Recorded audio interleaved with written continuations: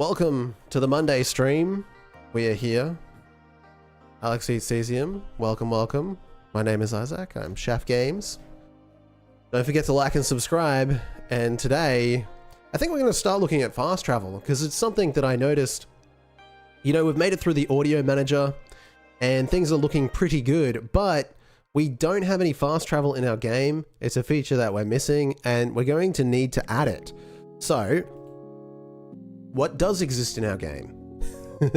We have save points, right? These look like doors. We'll eventually touch up the art on this so it's more clear that this is a save station. You're meant to like regenerate from this. It's like you're cloning yourself essentially. But we'll explain that to the player at some point and make it look like it's actually doing that at some point. But I think like if the lore is that when you die, your atoms are remade at this point, then why can't you jump into one of these things and have yourself melted down and then rebuilt at one of the other stations? Why not? That makes sense, I think. Late night pixels. Hello. It won't be late. I'll be sleeping. But we are here in the evening because I don't know. I was too tired this morning. Okay, so that's what I think we're going to do. The only issue is we need to provide a UI to do that. I mean, maybe we can get away with not having a UI. We can get the code working and just have like a list of different locations, but how we display that is actually going to be pretty challenging because our minimap code is pretty broken at the moment and it is on the list of things that needs to be fixed. It's probably going to be the next stream or the one after that. It's pretty high priority at this point because that cannot not exist, if that makes sense. So we don't need a UI, said every backend dev ever. Yeah, I can just make it a list. It can just be a list. That would work fine. We just need to log the locations. Basically, all we need for this to work within the structure of this particular project is to keep track of the locations of the save points in a list. And then we should be able to choose from that list. And then later on, we should also keep track of where it is in the grid. So we've got this grid, this pink thing. So we can say that this one's basically barely on this grid over here. We should probably move it like as just a choice. I think it's under game objects, save stations. So like, let's just, you know, shift that firmly into one of the other grids and then keep track of what grid position it's in. And when you have those two things, you can display it on the minimap and you can also, you can get to it pretty easily. I mean, we'll need to save its exact location, but we'll also need its grid location as well.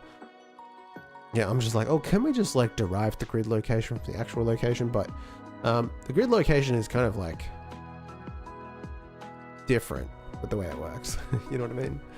So, but yeah, we can just track that location, I think. So let's start there. We're going to need a new list in the game state.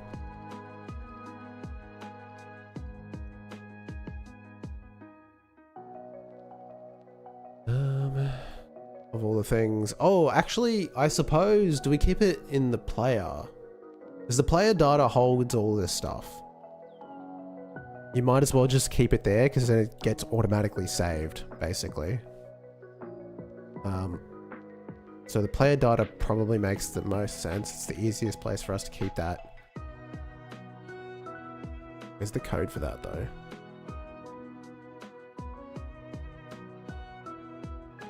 What? Data?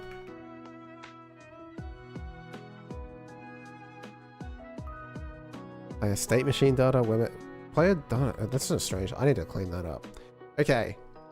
So we could have a dictionary. We've got the save data. No, that's state data. I can't read. Yeah, I mean, why not at this point? Would it work if it's a dictionary? I'm just trying to think, like, how does my save stuff work? It just loops. Basically, how saving works I just got an ad telling me not to drive while high on coke. I mean, it's good advice, generally. I mean, it makes you more alert, right? So, like, I've never done any drugs like that. I've just done the more conventional ones, if you know what I'm saying. But... I think, in theory... Anyway, we shouldn't discuss on YouTube. Yeah, so do we have... It has to be an export variable? How would a dictionary behave here? Would I need to actually loop through it anyway? How does inventory saving work? I'm trying to think. Because we have to convert it to a JSON file. So I think for like stuff like the state data, we actually do have a dictionary. I should look at how that works. And see if there's extra work involved in dictionaries, because I think part of me thinks there is in the save data. So if we go to the save game logic, save data, playtime, discovery data, discovery list. And am I just saving that as a list? Do I have to do anything else? What else is involved? Save data, discovery data equals discovery list. I mean, if that's all it takes, then that's pretty easy. What about the state data? State data section, save data dictionary, player state data section. Oh, I have to separately save that. Player state data.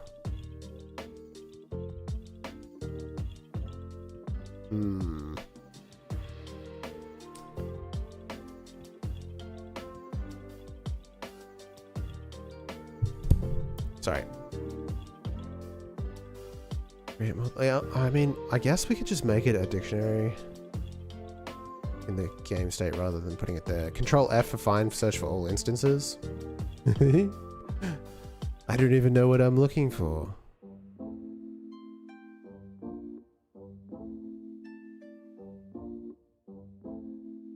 Player data.state data.get property list. Like this. So we loop through... Well, that's because it's a resource. We have to take each data point. We basically have to break it out into variables. But yeah, I think we can just make it a dictionary looking at this. Like, discovery list is just a discovery list, and I don't think discovery data gets handled much. So we basically put it back when we get the save data, we validate it, and we save it to the discovery list. We basically give it the same name when it comes out. Essentially, that's what this function does when we load the data. We look for discovery data and we call it discovery list. Yeah, there's probably an argument there for making these all the same. It could be easier, but I guess what's done is done. So, if that's how it works, then I don't see why we don't just make a dictionary in the game state. Or even in the player data. Oh, confusing. I like player data because then it's like all contained. I am very, very concerned. Not very concerned, actually. I wouldn't say very concerned. I am mildly concerned about the number of things that the game state does. It's a big script, I guess. I mean, for me, that's a big script, 340 lines. It's responsible for like controlling the state of the game. That's why it's called the game state. Now, would that be, you know, fast travel locations? Maybe. That is kind of the thing you would expect the game state to know about. Places that the player can go to, but perhaps the player data is as well. Places it keeps track of the weapon inventory. It's mostly just stuff that the player can do. So not stuff like, not discoveries, say like things that you found. Say these ones here, encounters, discoveries, and enemies. So like when you find a secret room or when you find a power up, it gets logged into that list, and basically when you enter the room again, it checks to see if it exists in this list, and if it does, it deletes itself. It's same with the encounters. If you've beaten that boss, it's in this list. So maybe it is just like a part of this, because it is a part of the game state. So we can say fast travel locations, fast travel list, and it's a dictionary, and pretty easy. We just log stuff to that. Now you don't want to actually define the types on these, because when you bring it back out of JSON, it gets kind of funky and it gets cranky. So we don't do that here, which means we're just going to need to remember that this is going to be a, I don't know how much data we want to have with that. Like at some point, probably the name and the coordinates. So we're going to need a text string to display to the player so that they know where they're going, and then a coordinate system to go along with that.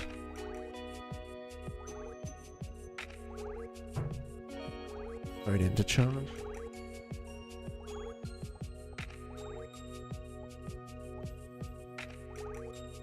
So yeah, I think it would just be string, and we're going to need two vectors. We're going to need the actual location, and we're going to need the coordinate for the map system, which is kind of annoying because that means it's going to be string and array when I'd much really unusual hours to stream. It's not unusual for me.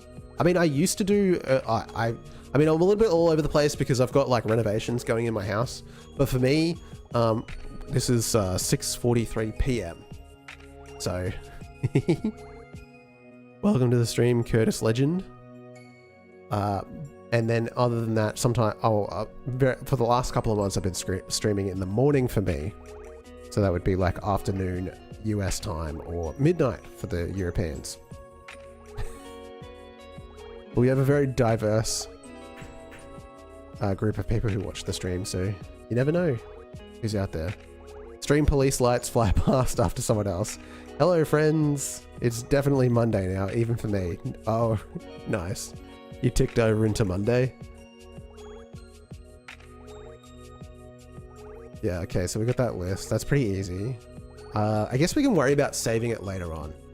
Let's just log it to the list and then see how we can go. So basically, first use, we can put this in the save data. I hope I don't have to work and just be breaded. I hope I don't have to work and just be breaded. Oh, like just have money, do you mean? Is that like some new age, new Gen Alpha way of talking?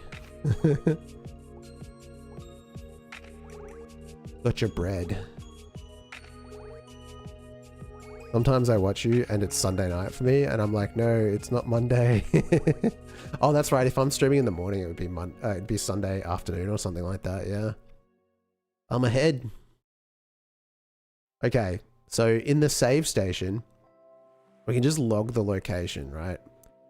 So when we go to save game, we can just emit a signal, or I mean, we can call directly. Getting kind of tired of calling the game state directly. I don't like that. Hi from England, 9:45 AM. Hope you're enjoying your Monday morning.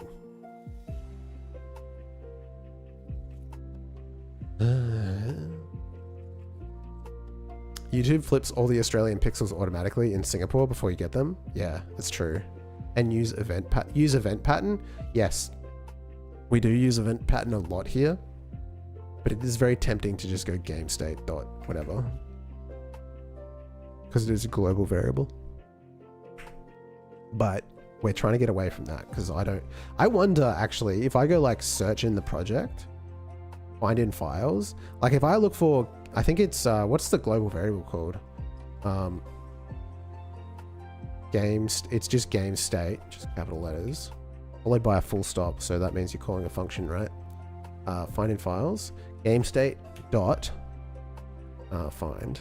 How many times am I doing that across the game? 54 times? Because stuff like this is just easier. Whoa, what is this script? It's pretty messy. Current engine main loop get child. Yeah, see, this is like way worse. Engine dot get main loop dot root dot get child -1. What? Like, no, game state dot current scene is fine here. Okay, what is this? What is this? This is the dialogue manager. Oh, the dialogue manager. Okay, this isn't mine. This isn't my code, I promise. Okay, so I've overridden it to just be like, get the current scene. What state are you even doing right now? And then, yeah, it's like a lot of current scene. Don't worry about speed until everything is in. Oh, yeah, I'm not worried about speed at all. This game is so small, it's like, I don't think it could be slow. And then add child. I should create a function for that in the game state. Signal to it. That's easy to fix. So a lot of add child. So basically anytime I need to interact with the scene, I'm going to the game state, because obviously the game state keeps track of that. Oh, that's made by the guy who made that other thing you posted in the Discord. Let's go harass him about refactoring his code. Not really. Yeah, I changed it to suit mine, but it makes sense the way he did it, because it's like you never really know what the main scene is for him from the plugins perspective, I suppose. Yeah. Ability menu. Basically, anytime I need to access any information about the level, check discovery. See this? This is like basically what I'm going to do with the save states. Well, what I was gonna, it's not going to matter for the save states because I just need to say that they've been visited once. So that's fine. Yeah, okay. We're going to do it with a signal because that just makes sense.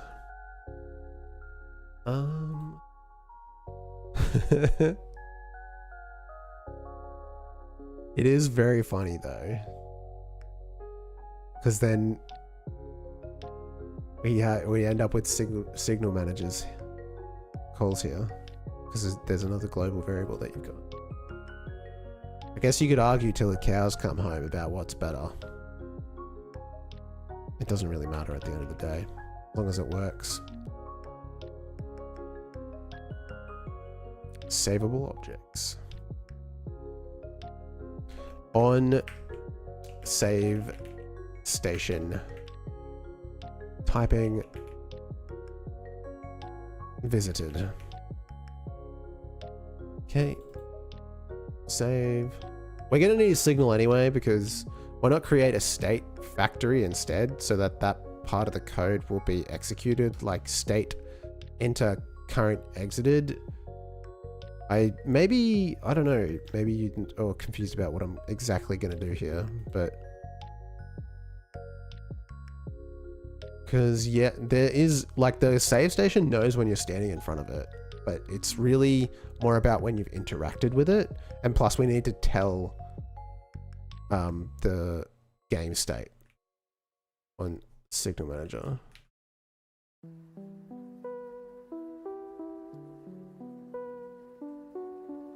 Log save station location requested. Okay, something like that, whatever. It says it doesn't exist, that's okay.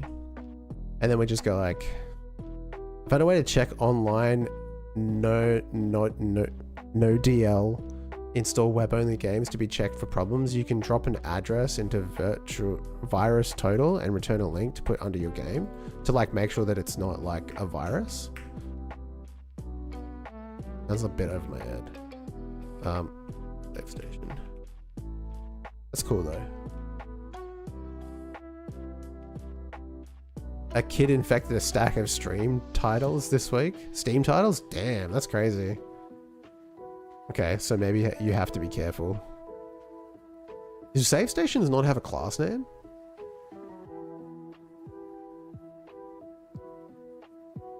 They're one of the more early things that I created, so they might not. Yeah, let's make it an object.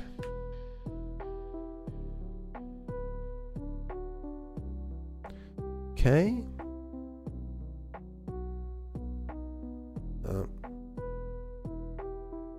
Oh my god, that's a mouthful of a name, yeah. I'm not even gonna try. Zaire Dontavius Zamorian Wilkins. I mean, power to him. Well, not really. What an arsehole.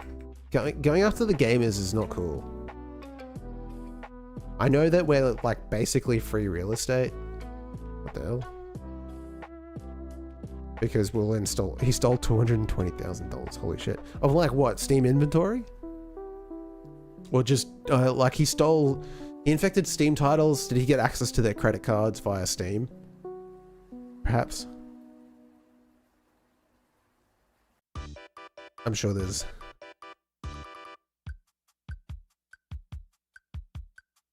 Okay, so fake Steam accounts, fake games, crypto.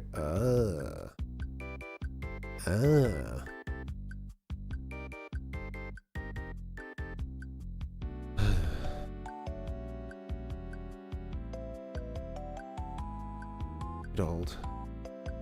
Okay, we need to ID these. I just realized because we need to make sure that they're unique. Anyway, yeah, be careful what you install, guys. Export var ID, which is an ID UID generator. Damn. So okay, so we need to ID these. They need to be unique. Because we need to know. Do we though? Can we just not log their positions? Can that be the unique way of identifying them? It could work. It probably makes more sense to put an ID generator on it and generate IDs for them. And go down that route. Then just do dodgies. Now, how do these work? I've forgotten everything. Use VMware. What? Install everything into a virtual machine. How do I need to find an example. It's been too long since I've used my ID generator. I forget everything. It's so annoying. Where's an encounter? Encounters have UIDs on them.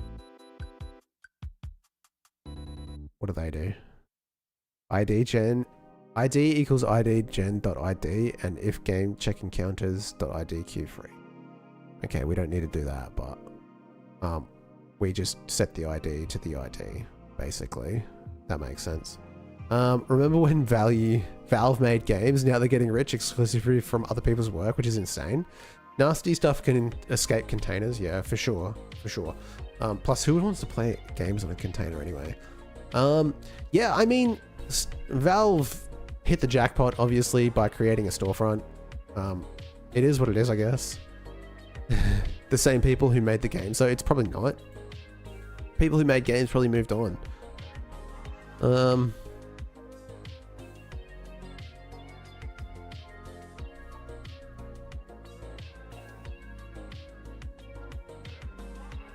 Yeah, because it's all just a storefront, which, I mean, you know, it's one of those things, is like, I can't really be mad because someone had to do it. And they're not the worst company in the world. It could be. Imagine if it was EA that became the dominant creator, the dominant game distributor. It'd be terrible. Some people walk away with a big title, some people are addicted to the flame. I'd rather it be them.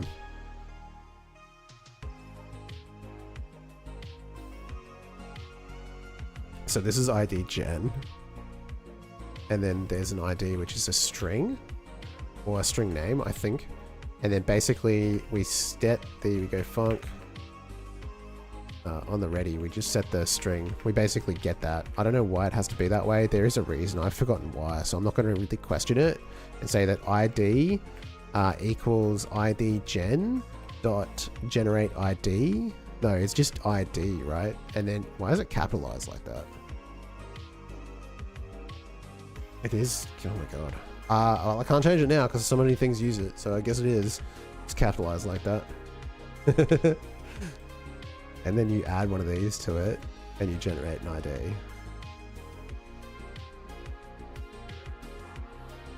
And if there isn't one, it cracks the shits, which is fine. Or if it was Microsoft, yeah. Replace all the IDs sounds dangerous. It's like, I don't like that, but I guess we'll live. Monolithic code at its finest. Don't question, don't question. Okay, so now we have an ID and we can send that off to the game state. When we save game for the first time, we can signal manager signal. What did we call it? Save station visited .emit, and then we can emit our ID, and that will always be unique. So that's why we use them. So we don't end up with duplicates in our save data, because if we were just using like, I don't know what else you would use really. I think the location, like the actual position, would be the next best thing to identify these, but that sounds kind of annoying. We could also give them names. But I think like when we actually make the UI for this, it's just going to be the map, and you just select locations on the map. Seems easier. Like you'd just be able to scroll through them with your cursor, like left and right on your keyboard or gamepad. That makes way more sense. Okay, so we'll emit that. Okay, so this is all just for the saving system. This is so that we can fast travel between them. So we need a way of identifying which ones we're going to. I suppose like, we might not even need an ID if we just submit the whole thing. We take the, no, okay, we'll do it with IDs because our IDs translate better for saving. Because when we can save, we need it to be text and it can't be an object. So the ID makes the most sense. And then it'll just be that and the location. And when we try to put it on a map, we just use the tile reference as the location. And we basically reverse it, because how it's going to be stored in the game state will be like a dictionary with the ID and the location. And then when we pull it up and put it on a map, it'll be the location linked to the ID. And basically when that's selected, we can take that ID, look for it in the save state, look for it in the game state rather, and then send us to that location. Just do it the same way Grotopia does it, doing teleportation. I don't know the game. What's Grotopia? Way easier. I mean, you say that, but you don't know the structure of the game, so. Grotopia? What is this?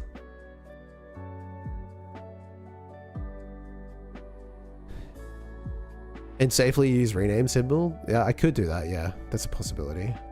We'll think about it later. Discover recipes and grow anything. I've never heard of this before. It's not particularly well received. It's a pretty good game.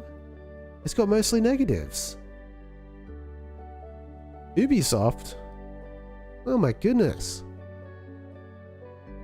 Is it a multiplayer game? Looks like it is. We'll also need to know the scene that this is in, by the way. We're going to need to remember that. I'm just realizing we're going to need a dictionary within a dictionary. That's kind of annoying.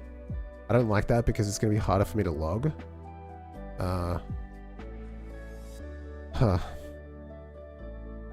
We can have one save station per room. And then it could just be, the ID could just be the scene file.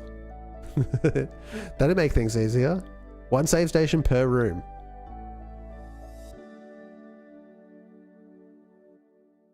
That's GD script refactoring if you okay.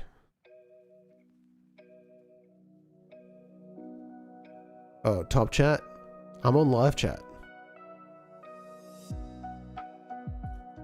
Probably because the Ubisoft tag, people just review bomb anything. That's a fair point. Okay, so we've got that. Let's move on. Game state. Now, we said that we're going to get a save station. We're actually not going to get that. We're going to get a string. And we're going to just slap that in. We're going to need so much more than a string name, actually. We're going to need a dictionary. This is actually going to be save station data. Let's think clearly. This will be a dictionary. And basically what we'll do is... Maybe it got blocked. A link to a GD. Yeah, links don't work on YouTube. I don't know why. I don't have control over it, I don't think. Or if someone knows how to fix that, let me know. Because I'm not against having links shared in the chat. I don't really have an issue with that. You know, it's a pretty small chat, so like we can moderate that pretty easily ourselves. Okay, so we get the save station data, and we basically want to check that if I'm guessing we'll just use like data.id. It's going to be something like, we'll put a comment here and we'll just say that it'll be like the dictionary will be something like ID or UID, and it will be the scene, right, that we need to go to. And this, I suppose, will need to be in an array. It will be the scene. It'll be an untyped array because it's going to be the global position. And it will be the map coordinate.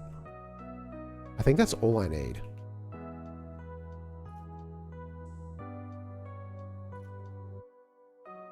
Because I need to know the scene that it's in so that I can load that up correctly. I need to know the global position so I can put the player there when you load the scene. And we need to know the map coordinate so that we can display it on the map. So what we want to do is we want to say var save station ID, save station ID is a string. I'm calling it a string name. It could just be a string. I don't know. Is equal to what did I call it? Save station data. Dot key. How do you get that? It's a dictionary. Keys, find key is. How do you get the first key?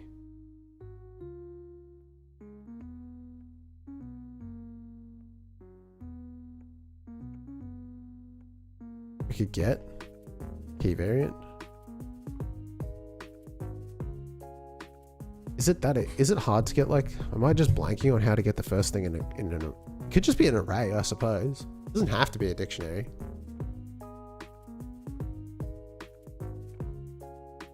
I guess we just type it out like that.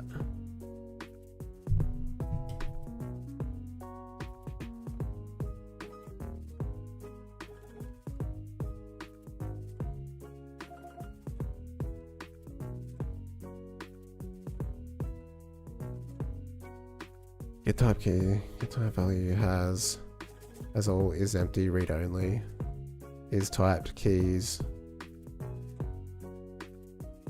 size, recursive equals set. How do you get the first thing in it? I guess it's not a dictionary. Why am I treating it like one?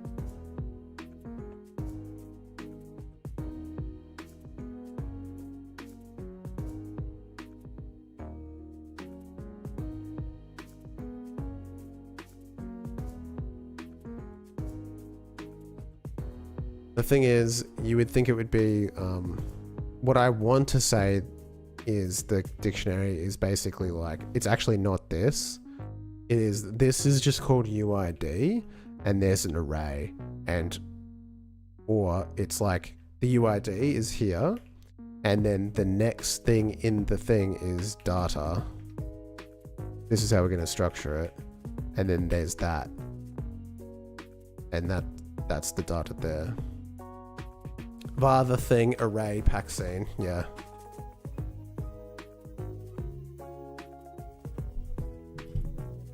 Like this. This is how I want to structure it. So then I can say save data dot UID, or I can go brackets UID,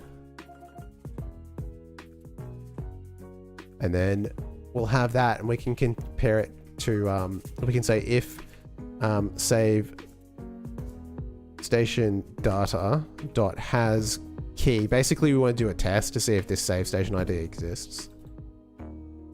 Then if it does, we return outright. We don't need to keep saving it every time we go there.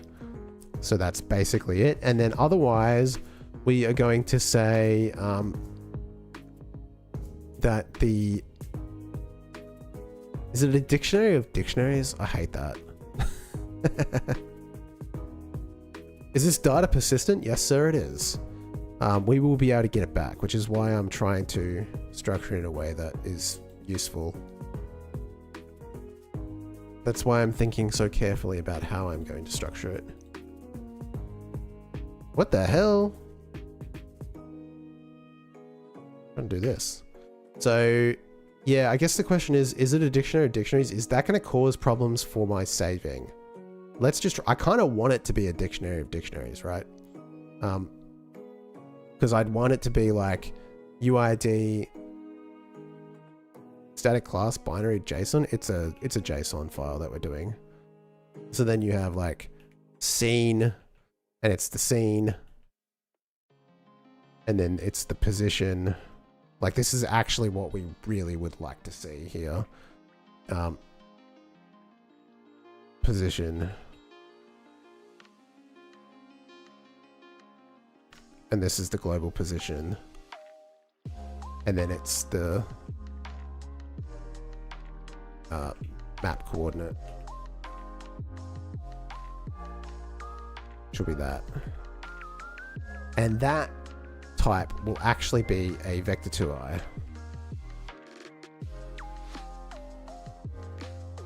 Since I don't really know. So that's what it looks like. Scene path. If I'm going to pseudocode this out. That's what the dictionary needs to look like when we send it. And then I can just say, if that, then I can say save station data is equal to, I think there's someone at my door. Save station data is that? Hang on a second, what have I got? Hold up, there's something distracting me. I think we have a visitor.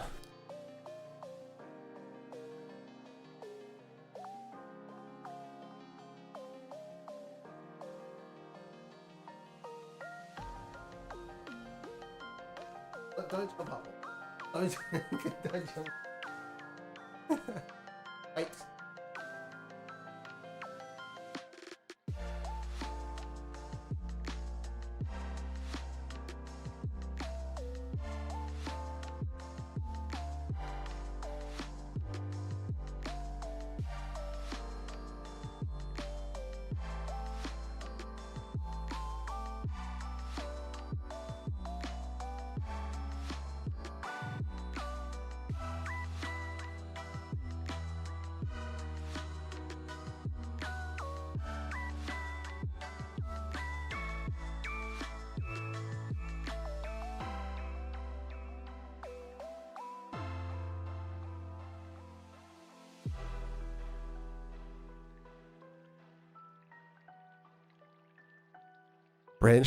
Branch manager has left. She joined and then she left. She can't really fit in here anymore since we've got since we're doing the renovations. I've had to move everything from the spare room into here, which is why I've got this gigantic bear behind me. Because it's something that we just have in our house. Whoops, wrong one. Okay, so we're back. Now, yeah, we were looking, what is this, the game state? Wouldn't it be better to make a static class for data persistent and make that class do all the data writing? Yeah. Yeah.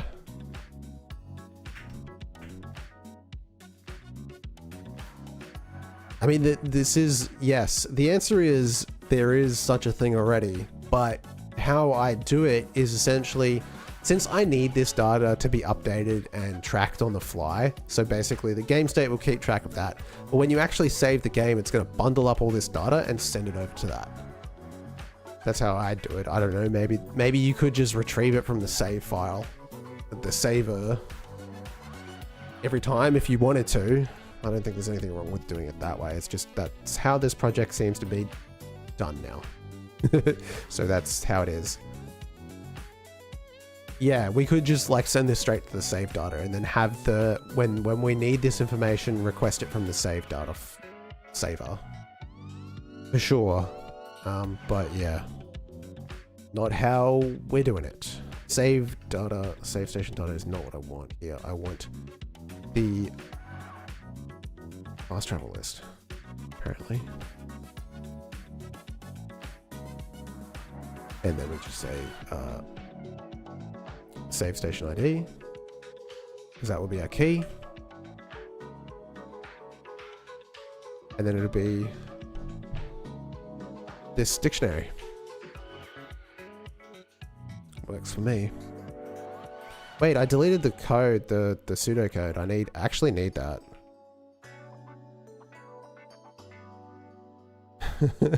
I need that because when I build up the dictionary later on, I'm gonna need to remember how it's structured.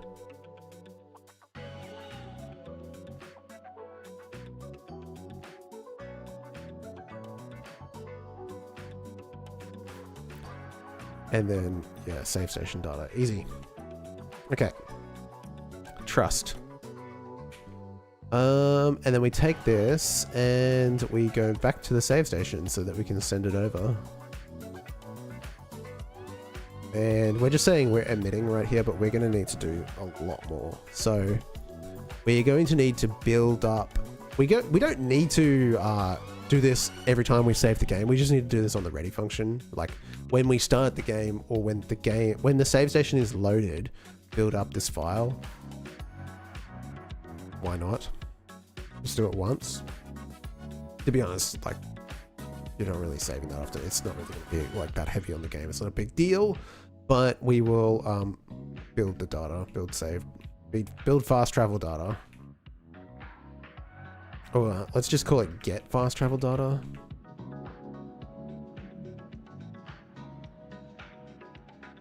And we'll have it return something at some point, but not right now. So, okay, so this is the data. It'll just be var data, and it's a dictionary. Just pray that there will be no added feature that's going to break the whole system. No, why would it do that? Brother. Trust. Trust. We have never broken any systems here in our life. Actually, I'll be honest with you, my save system might be the most reliable thing.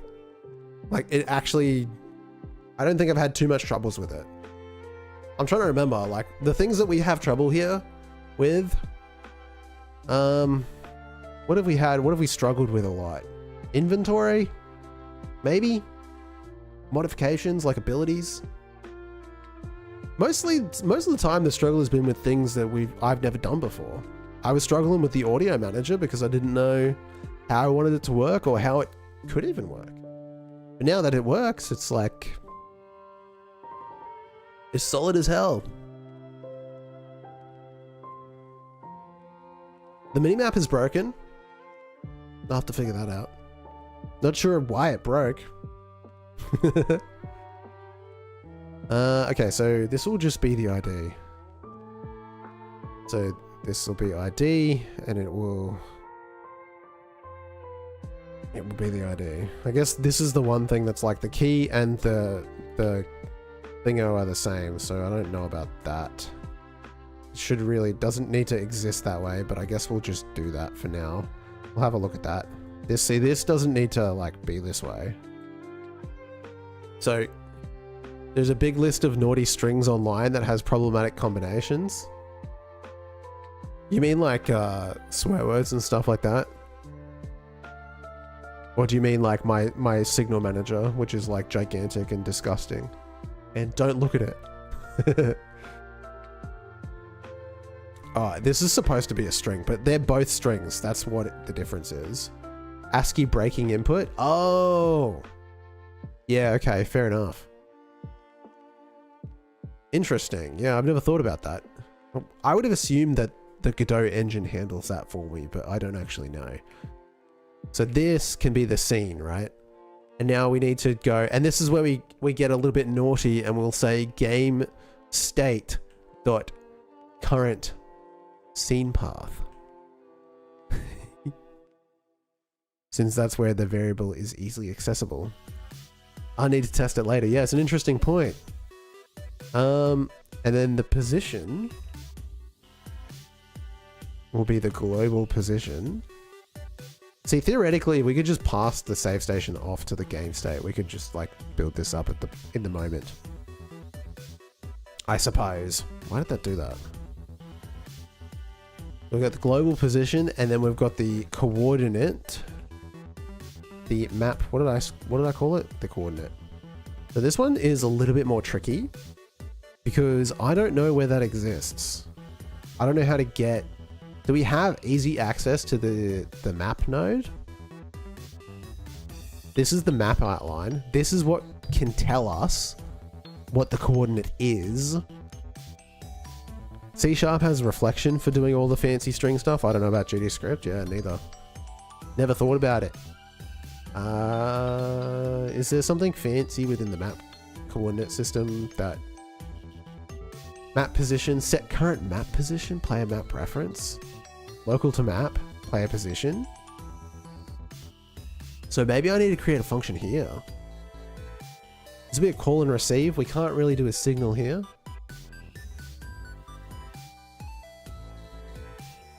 So we have to break convention. Because we do need that.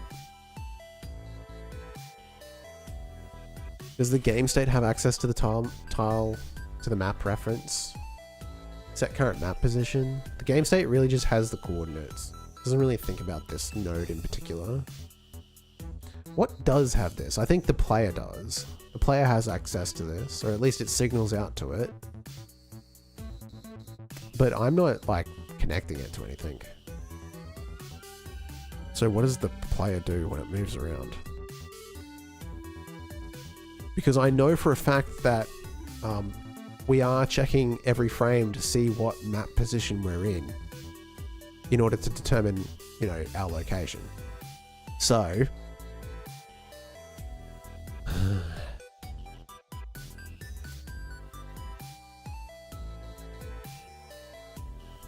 a conundrum. A conundrum for sure. What is this? The game start definitely does something with it. Player.positionChange.connect map position change. Okay, so we're just connecting a signal when we spawn the player.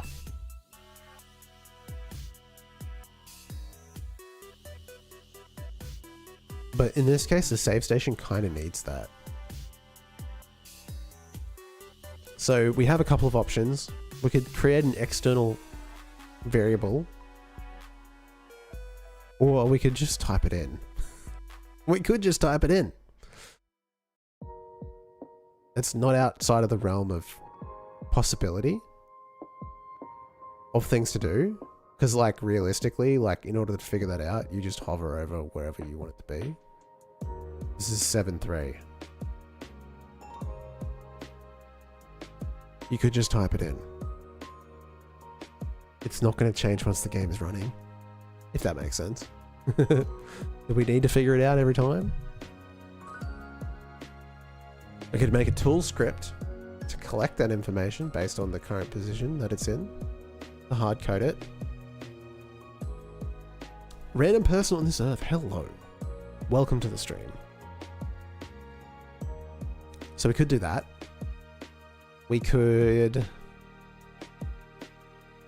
If we do a signal, it's kind of hard because we don't know when we're going to get that back. We can't signal to each other. That doesn't make any sense. And it doesn't really follow... Does it follow the cooldown? What we'd need to do is create like... So the easiest thing that I can think of, if we wanted to just not have to really think about it, is to create an export variable for the map tile system. Map tile? What's it called? Tile outline.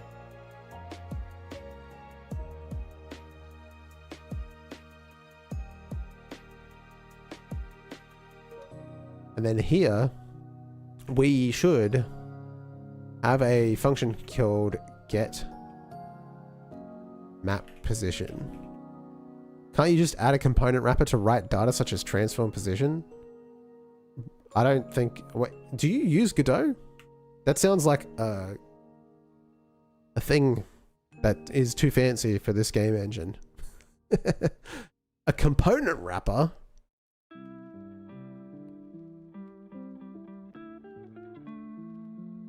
Brother, I am not a professionally trained coder. I don't know what you mean.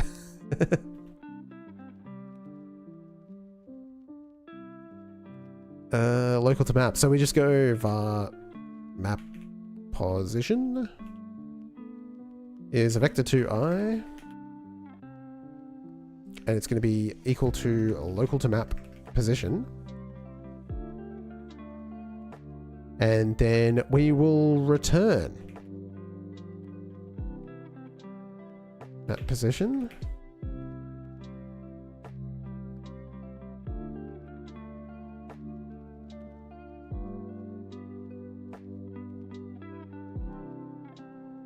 Vector 2i.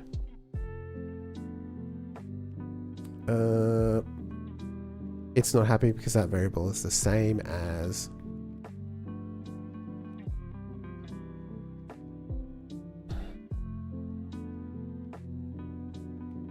okay, so now we don't need a underscore in front of this as well. We can save that, and we've got get map position. So the function now exists within the class tile outline, and what we can do is essentially just get access to that here.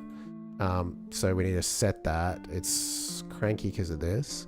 And then we can just say that this will be equal to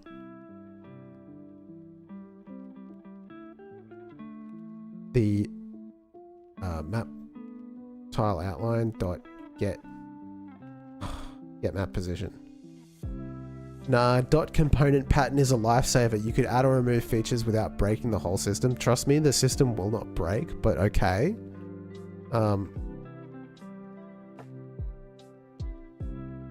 Global position.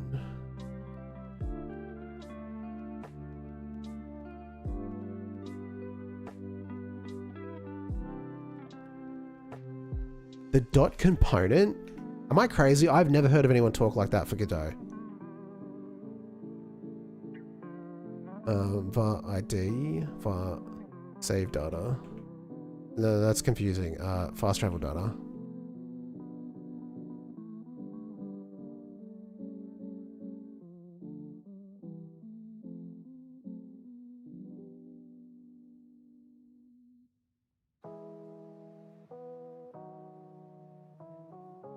Now we've got the current scene path, the global position, and the map tile outline position, or the map position, which will be a vector 2i. Dot component? I'm still curious about what this all means. Knowledge. Knowledge is coming my way. Dot component. This sounds like some C# magic that is not accessible to me.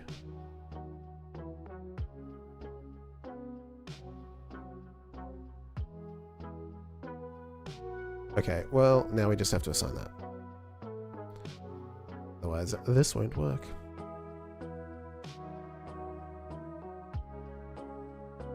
Okay.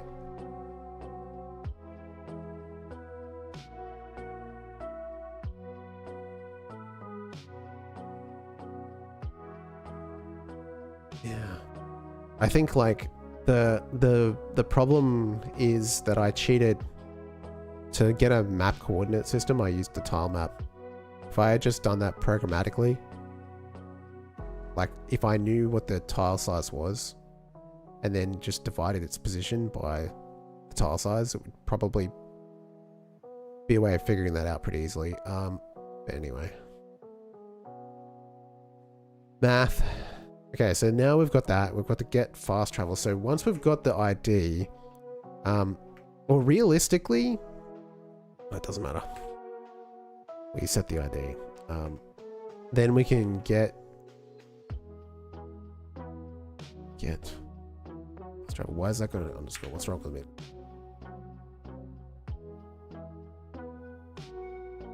Get fast travel data. Okay. We just return that rather than fast travel data equals get fast travel data makes more sense, right? And then just return.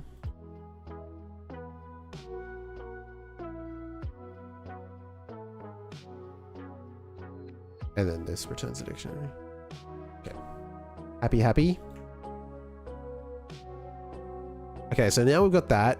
When we save the game, we can emit that data to the game state, and we can basically log that, and we'll have it all. And then now the real challenge will be what that looks like and whether or not it's broken.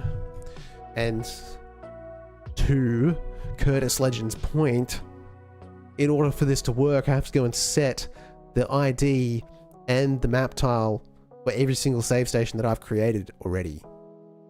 But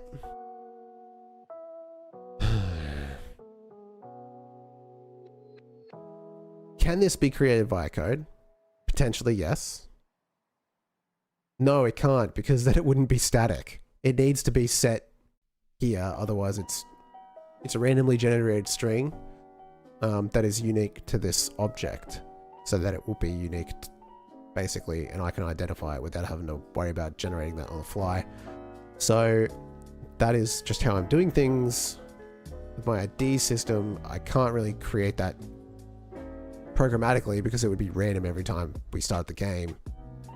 And the map tile, yeah, like I said, I'm kind of like stuffed, but we haven't made much of a game yet, so that's not really an issue. I'm trying to think of all the different levels that we've got right now. This is why we've tried to make this stuff early on. So this is room A. There's nothing in room 1A. There's nothing. Room 2. There is a save, or there was a save station here, but there's not anymore.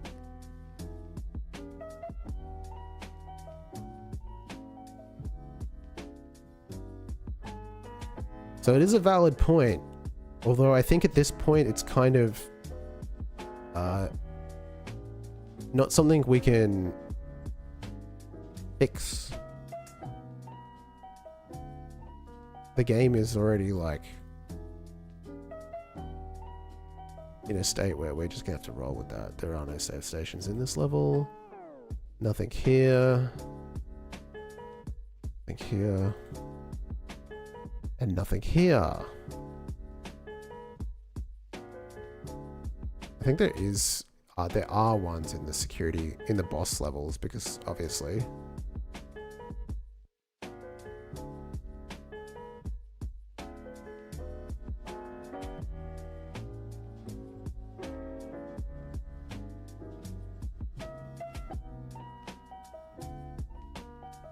And there's one here, but this is not a room that is going to be public, so whatever. So yeah, the game will crash if that's not set now. Good thing we only have like 10 levels.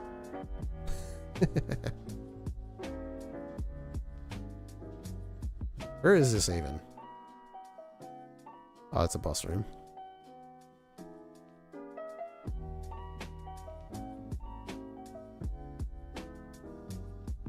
Yeah, imagine having to do that for like 100 save stations. I mean, I might think about how to do it differently.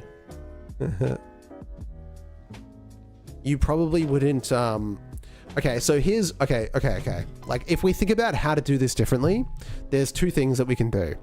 One, the player knows what the map coordinate of the location it's in at all times.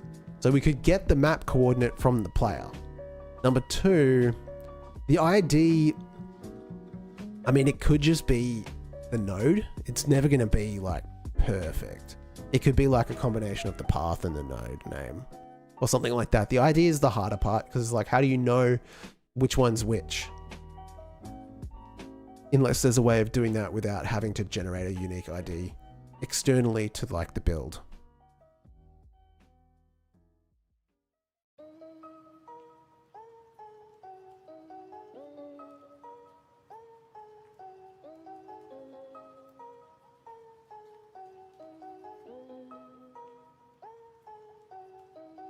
But yeah.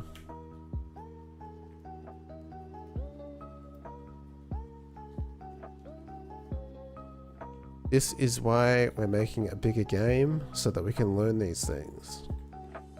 Yeah, I'm not exactly sure.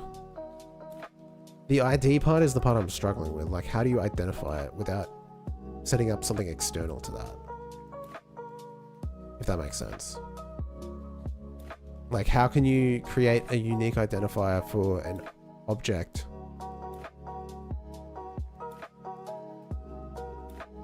Because the ways that I've looked at it, basically none of them worked unless I created one external. So basically I generate it before playing the game.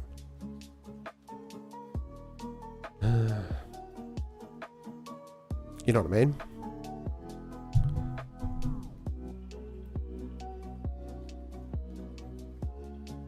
Because when we actually like, do we even need to identify them? Like I said, we could just use location. I don't know. Oh well, it's done now. Let's see if we break anything.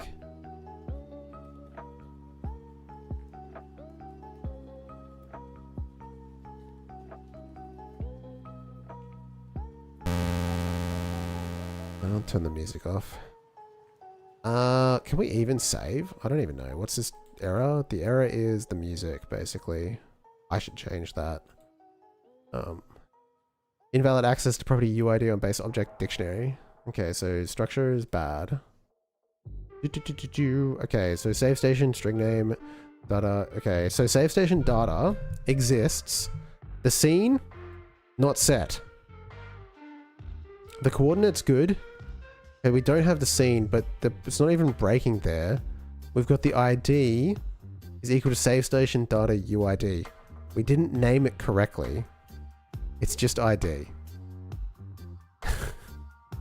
Okay, so let's look at these. That's the only one I'm actually checking. Making sure that that exists, so that's fine. Save that. The current scene is blank, so that is an interesting situation. Is the current scene not set? It could just be like an order of operations thing. When we're getting to the ready of the save station, the current scene isn't set within the game state. So there's other ways we can get that, but rerun it.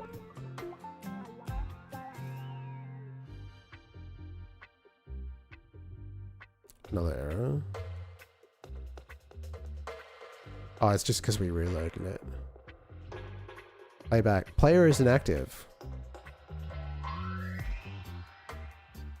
Save file not found, which is fine because we're just in a test environment right now. So theoretically, if I go to the game state and I actually just look at the fast travel list, we've got the ID. Yeah, the scene is blank, so that's obviously an issue because we're going to need to know that. Let's go find another one. I'm assuming that's going to be a perpetual problem and not just like one. Where's another save station here? This one I think I forgot. So it should crash. Oh no, I remembered, and the current scene is set. I still have mostly been writing web apps and server infrastructure, but making things as modular as possible is definitely one of the core design philosophies. Yeah, and I don't know, Curtis, if you've watched me for long, it is something that I strive to do. Sometimes it's just a knowledge gap.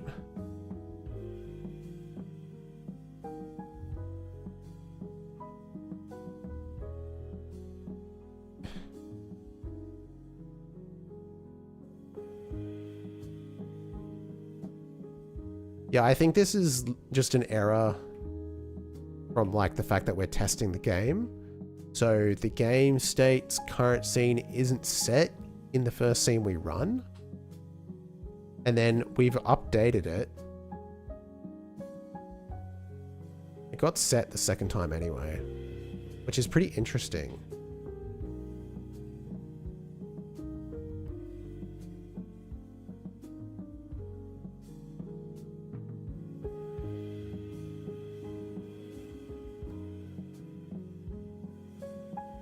So now in theory, if we wanted to travel between these two, we could easily just do that if we had a UI to do it.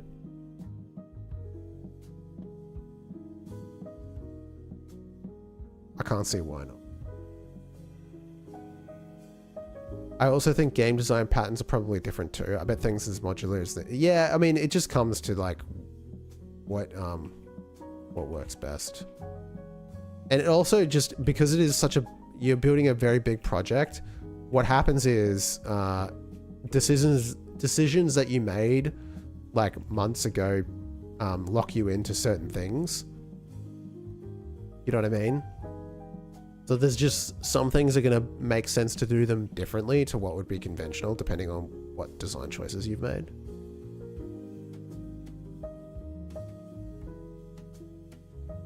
Coordinates 0, -1, 7, -3. Does that make sense in the coordinate system? I think it does. I'll have to double check that. That is going to be something that when we look at repairing the minimap, because those coordinates are always going to be relative to the scene they're in, but I think I've accounted for that, you know, like when I was actually doing it.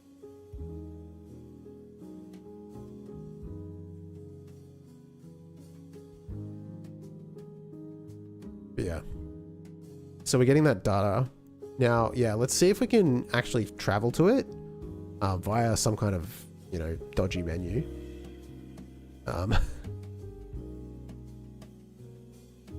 And then, yeah, we'll build it out from there. That's the goal. Start with the dodgiest of the dodgy menus and then make it look good later. But just see if we should. I can't see why there would be any issues, because all we're going to need to do is be like, load up this scene, put the player at this position. And the coordinate we don't even need until we, Emlyn, what's up? What's going on, dude? Okay. So yeah, and we know that when we're testing, that stuff is... Have you read game programming patterns? No. I don't read. I am not much of a reader. This error is pissing me off.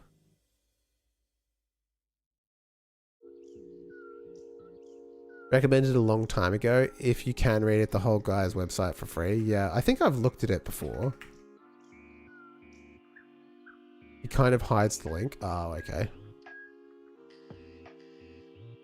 Oh, yeah, I'll Google it so that it's in my history. Game programming patterns.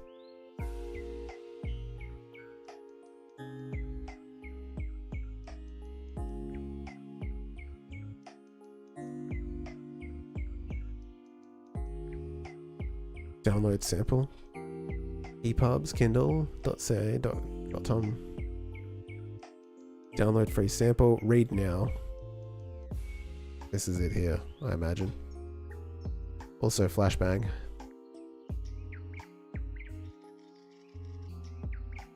There's a guy,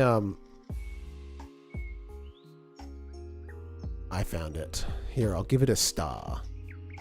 There's a guy I watch on YouTube who's really good for this kind of stuff as well. I forget the name. He also streams regularly.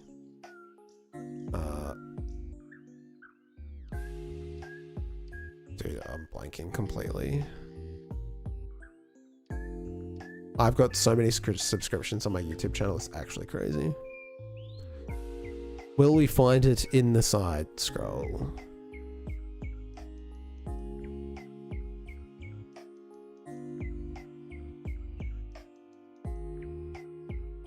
No, no.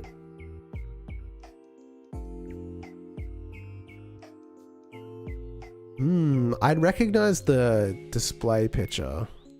You can always throw it in Discord later and I'll find it.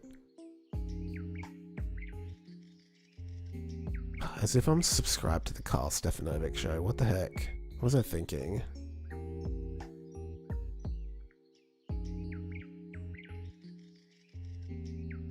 Who knows? They're in order of like who posted last, right?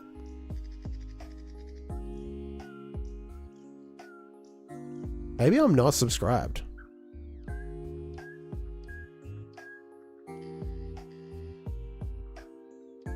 Let's just go through my subscriptions, shall we? Wait, all subscriptions?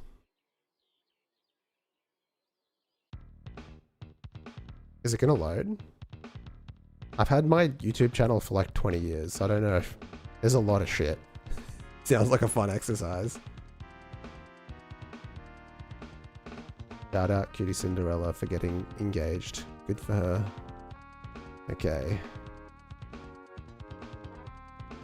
What order is it in? D program? No, that's all like politics.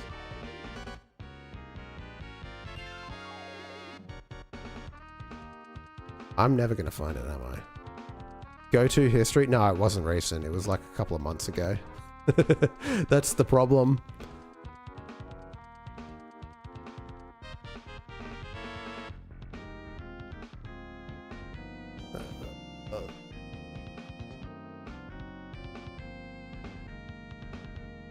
This guy's a good one. He's like a conspiracy dude. I love that. Not because it's like I believe it, just because it's fun to listen to. The moon is what was it? The moon is an illusion. Something like that. It's so funny.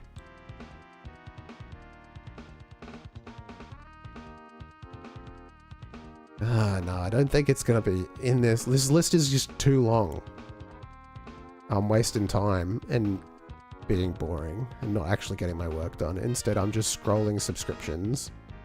Try and find some guy that I reckon is really good for this kind of stuff. But like, who knows?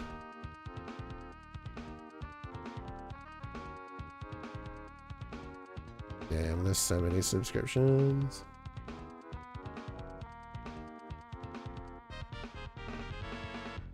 Indie Game Clinic, this is it here. This guy is really good for this kind of stuff. Like structuring code and all that. And like game design. Like platformers and all that kind of stuff, so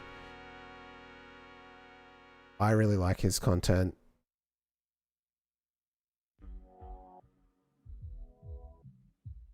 The moon is an illusion.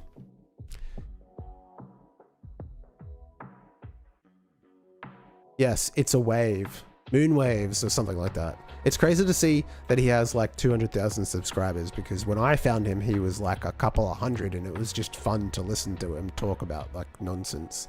Nighttime Crafts, welcome to the chat. How's it going?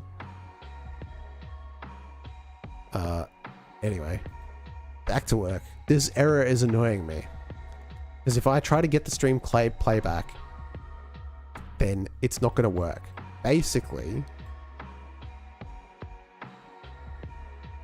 I need to put that down here. And this, we don't check this. We actually want to check if main dot is playing or playing. If not main dot playing. The music's not playing. Don't do anything. Get out of here.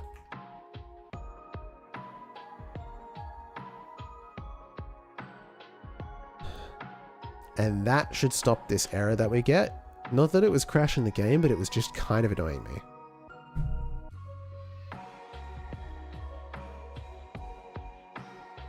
Yeah, we just get warning after warning. Save file not found. Class variable create hitboxes never used in the class. We've got to do some cleanup. But other than that, we're good. Okay. What was we doing? We were looking at the fast travel. We need to create a list. We need, when we save, it's actually going to be kind of annoying, because right now when we save, we just get like plopped back into the, we reload the entire scene and we just drop the player back in where they were, essentially. I guess we can keep doing that if we just want to test it. I guess we could just create a list based off of that, and we can just sort of select it. We can even use the mouse, since we're in this sort of like very early state of designing the feature. Just want to make sure that it works. We don't need to worry too much about the UI and how it's going to all fold together. So when we walk over a save state, what do we do? Save station. Save place. I don't know what you call it. Save point. That's the word I'm looking for.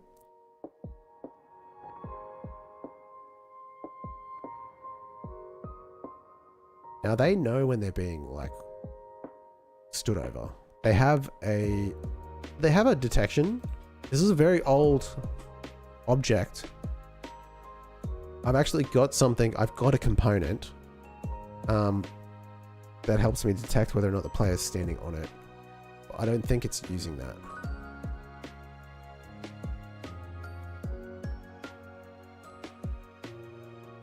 If action happens, if save ready equals true. Save ready. Yeah, save ready. Okay, so it's just handling itself. So when it checks that, we can just have a list pop up that shows us the list of available fast travels right now. We don't need to like have something fancy that sort of like, because eventually like we'll make it so that you can only change your my minimap system involves an area 2D updating the sprite on a panel container. Yeah, mine is kind of similar. What do I do here? It is a bunch of polygons, right? They're just squares. Yeah, this is what it looks like. And it is literally like, we just take the coordinate and we'll flash it the same color as the, like we'll flash the color so that you know that you're on this one. And this is the whole map that you've explored. It's not super complicated.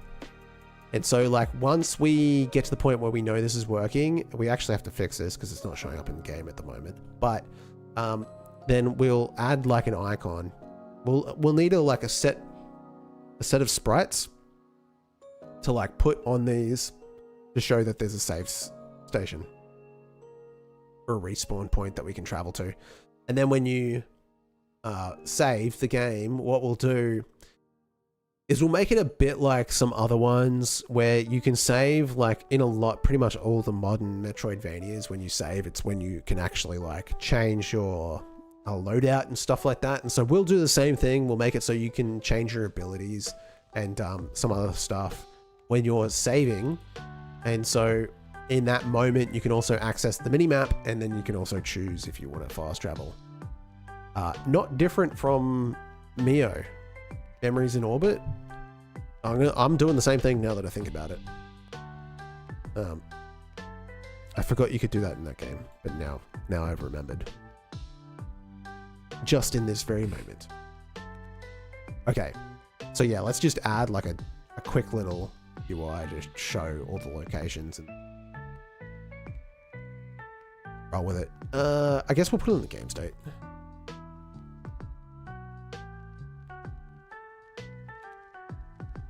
Because it has a UI already. Oh, we could even just chuck it in the debug.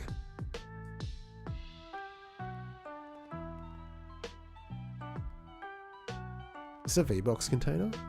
The problem with using animated sprites is duplicating them. Godot has a bug where all they update at the same place if placed in a grid container. Interesting. Yeah, okay.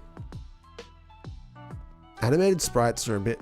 Animated anything, back in Godot 3 days, using animations and having them be unique was like kind of a bit tricky, but I haven't come across many troubles in Godot 4.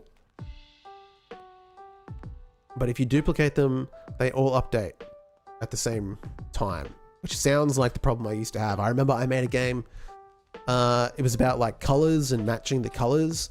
It was for a game jam, and like I had this issue where the gate was opening and closing basically if you got the combination correct. It was a puzzle game, and all the gates would open because they were all the same animation. I think I had to make every single one of them unique, like right click, make unique. Pretty silly, but it was a game jam, so you just make it work. Okay, so this is a margin container. We're going to add another. So this is a VBox container. We can add another HBox. Actually another VBox.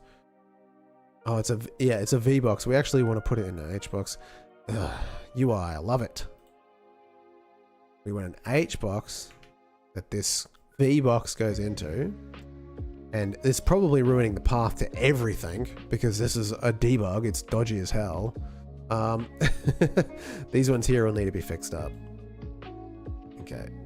Let's just access everything as a unique name just to make our lives easier as we restructure this debug menu. and then just we'll drag and drop every single one of these. So health label. Health label. That's not what I was going for, but it works all the same. I pressed the wrong key. A velocity label. Velocity label. Buff label. Buff label. Saved location label. Saved location label. Problem solved. Okay. So let's go and add another window so that we can see our save. We need to be probably a grid or a V box. No, not a V box. What do they call them? A scroll container. Is it a scroll container with a grid inside of it? Like a V scroll bar? This is a scroll container. And then a grid.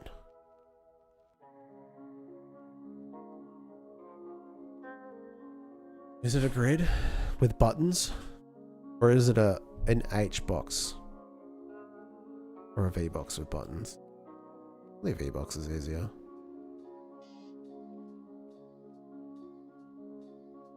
Like this. Test button. Why can't I see it though?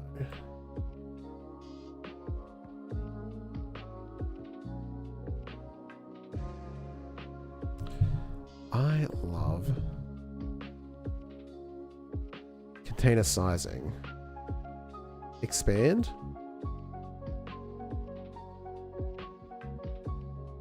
Minimum size on the X, 200. Why doesn't it automatically fill out? It pisses me off. Why does it look like that? And then I've also got the container set to expand. So why wouldn't it? Oh, maybe because this one is not set to expand? No? I mean, this does expand. It's just automatically that size. Stupid.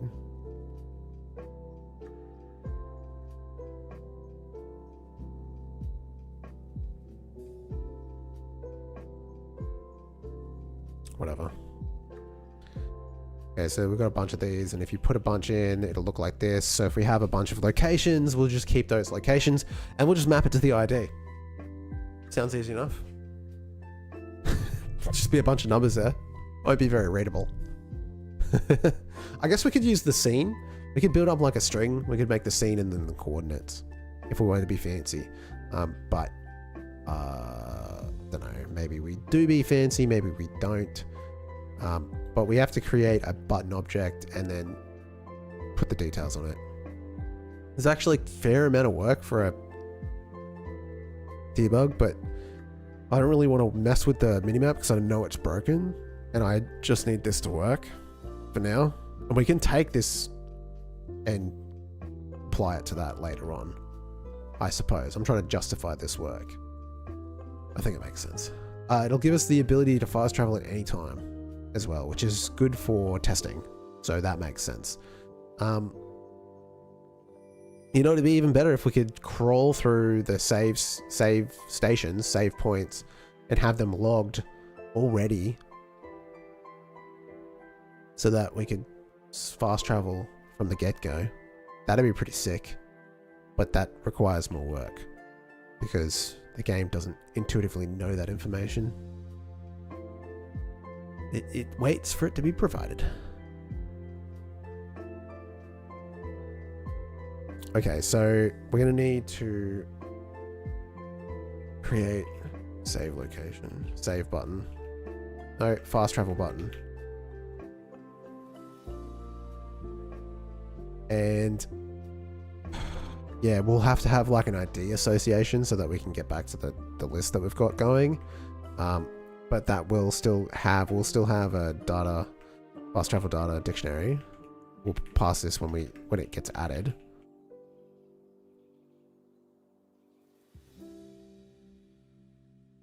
Okay.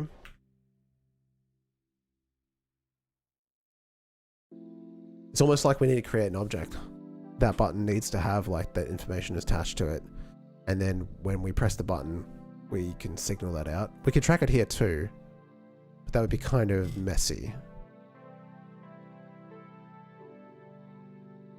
So if we create an object, let's see.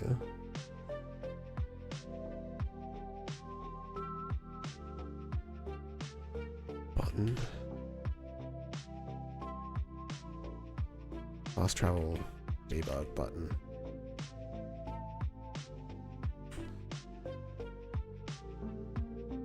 Level, and then it will also have the coordinates. Right? And then it's gonna have, we'll save this under scenes. I think it's under debug, right? Maybe in singletons. I do have a debug folder somewhere around here. Tools? Nope.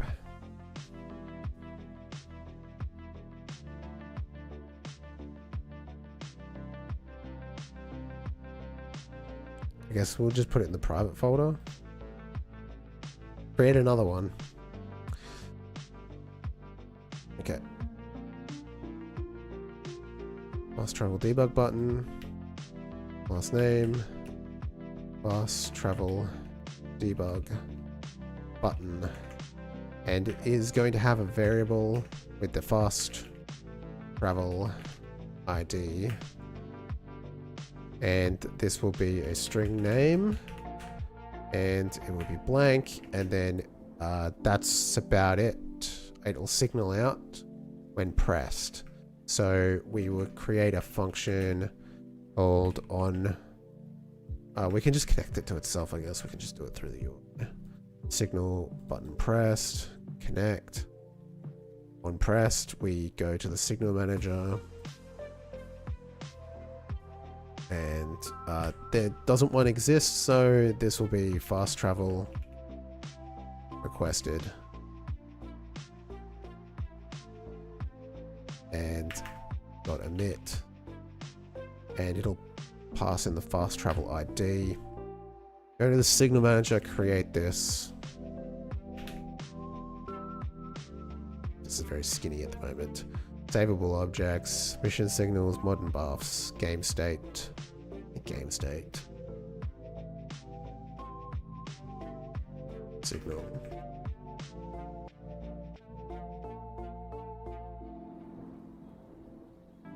One fast travel requested. I gotta put an on. Save. Go back to the debug button. Script. And on fast travel requested. Okay, so we'll basically create one of these, and we will add the fast travel ID. This function needs to be, I mean, on press is fine.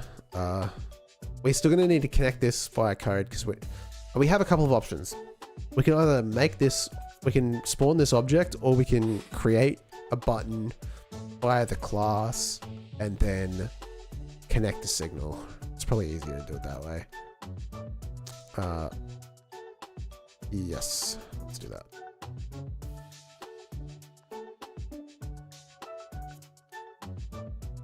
Okay, debug overlay.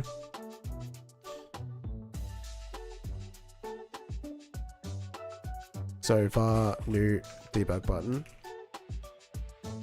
New fast travel button.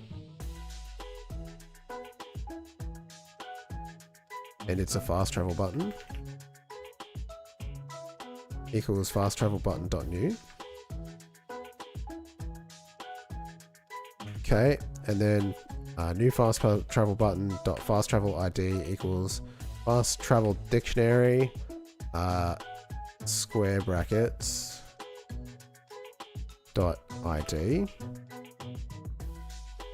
Probably wrong, it's probably got a capital or something, but we'll worry about that in a second. And then we will say new fast travel button dot on pressed. That's a function that it's got, but we need to go pressed dot connect on pressed.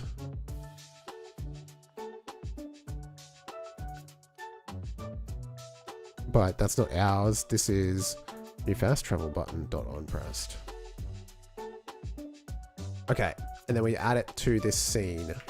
So we'll need the structure, which will be this. Take it here. Fast travel debug container. Access is a unique name. And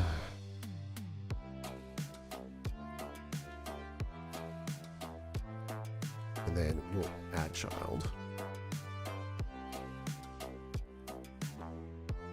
New fast travel button. Okay, so every time we find a new location, we create a button here. And then when you press that button, it signals back and it should all work in the background. So that's fine. Create a travel button. And then, so yeah, we need a way of signaling that. So, well, to be honest, nah, it makes more sense for this to be like a debug signal manager dot on.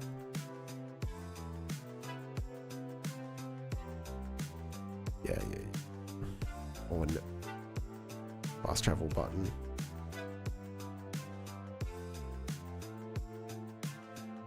Location discovered. Right. Dot connect. Because this will be a signal we need anyway. Because we're going to need to tell the minimap to do stuff. I don't know. We'll have to update it somewhere in the actual game. So back to the signal manager.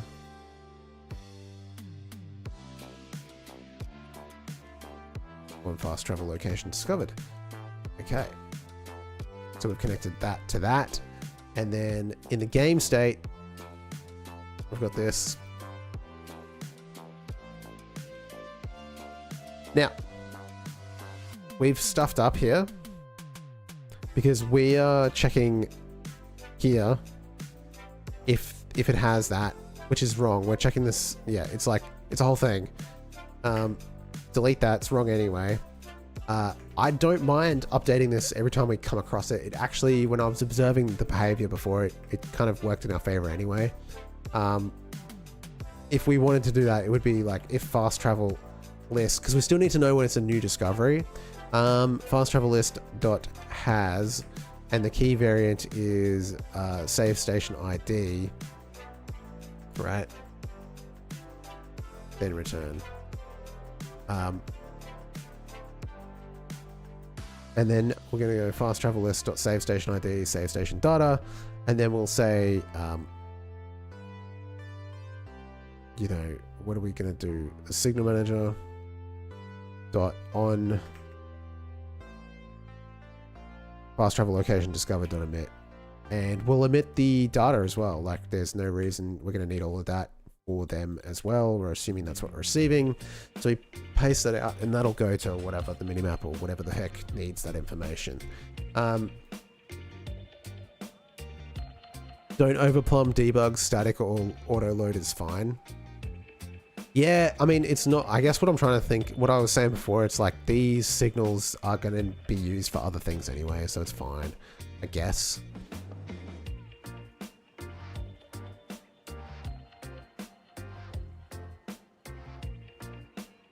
We'll see. We'll see if it's a mistake later on. I can always delete it.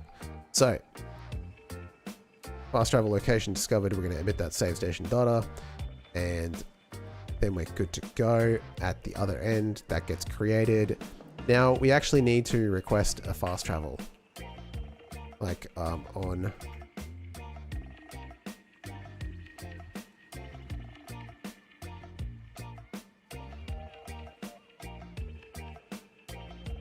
fast travel location, fast travel requested.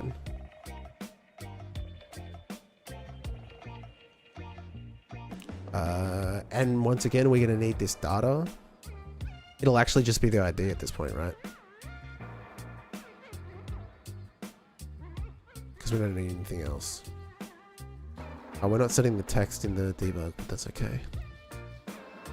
Okay, so fast travel ID requested. This is a string name. And it returns nothing. Void. So everything else should be good to go. So we can just, like, if we're changing a room or reloading, there are functions for that already.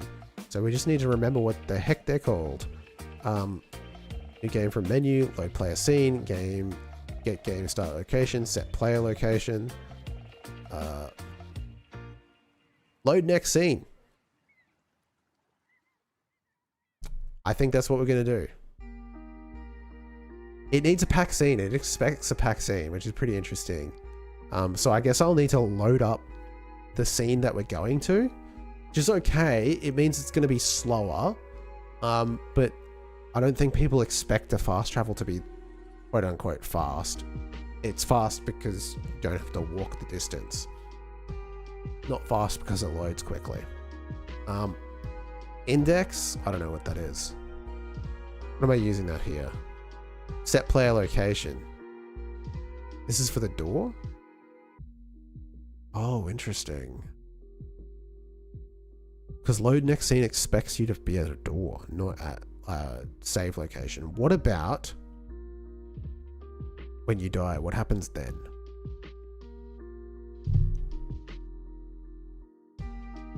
Indie Game Clinic is a quality dev entertainment show. Yes, it's very good. Like, if he really knows what he's talking about. You know, I think he's a educator, like a professional educator, not me who just does it for fun.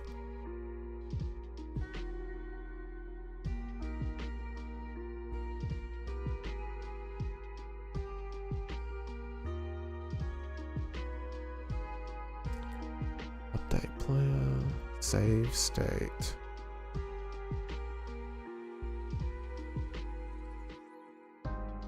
That's an interesting way that you could do it. You could, like, genuinely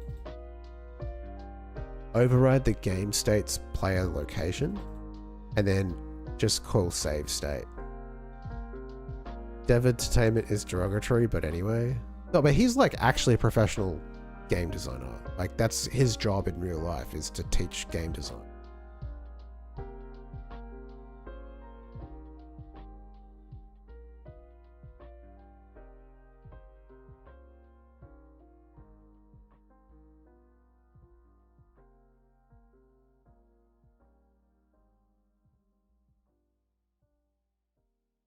His website's not loading. So yeah, we could actually, like, just reload.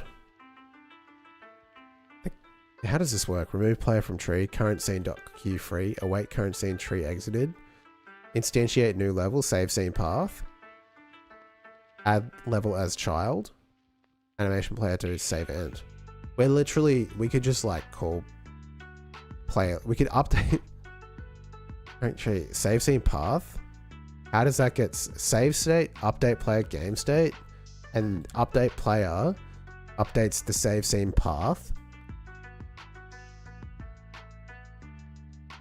So in order for us to fast travel, we could hook into update player or this game state dictionary, right? We call save state, but we replace the player location and the save scene with the fast travel details. And then we just call save state and you will just appear at that location, I think.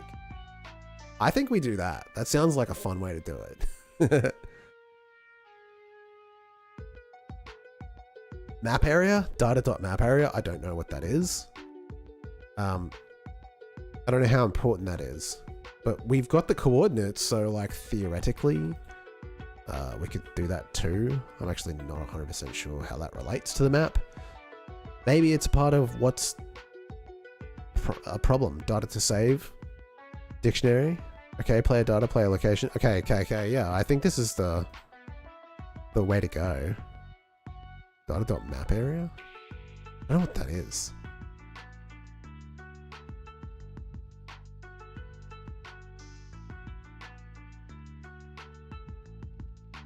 I think it's part of the save file. So like if you're in an area, it tells you where it is. But I haven't actually utilized it yet. Reset health, that's fine. Update data. I think this is what we're going to do. We're going to call update data. We're going to call save data, and it's going to need to have these things in it. So save game in the game state dictionary. Or is this called? I'm pretty sure the save station calls this.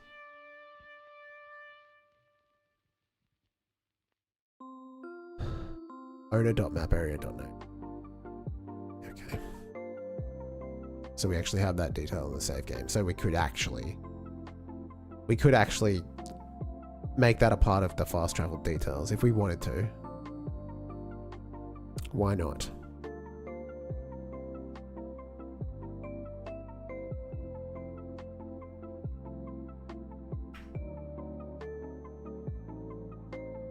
I don't like this owner.maparea business, but we'll just roll with it for now.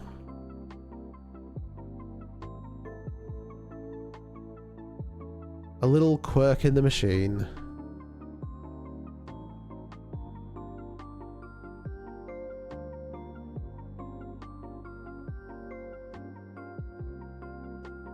If we name them the same,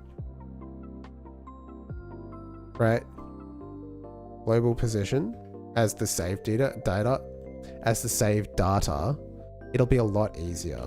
Location, save scene path. This one is doing it the old-fashioned way.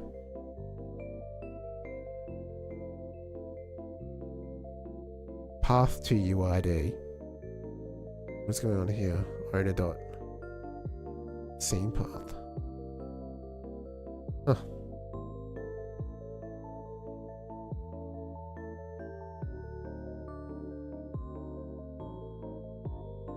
Okay, so yeah, let's let player data equals player data.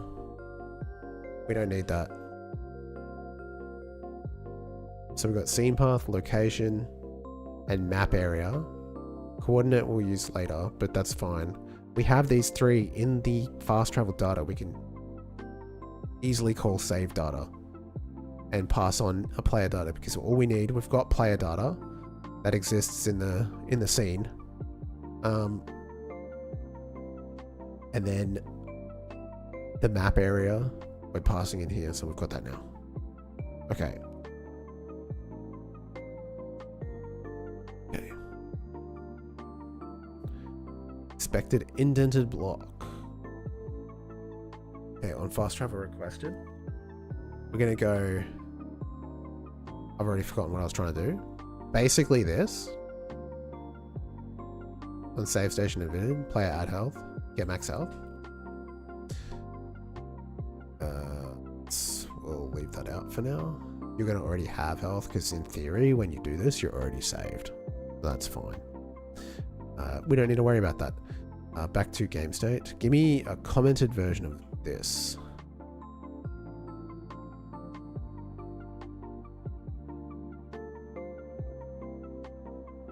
Player interface deactivated.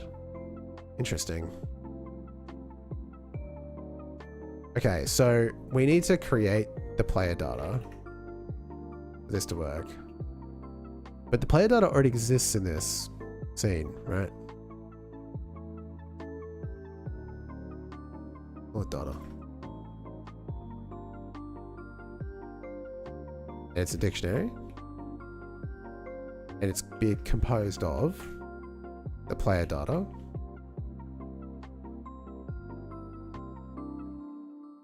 and it's just going to be the player data. Girik, how are you? I haven't seen you in ages. Welcome. Welcome back. All right. And then the location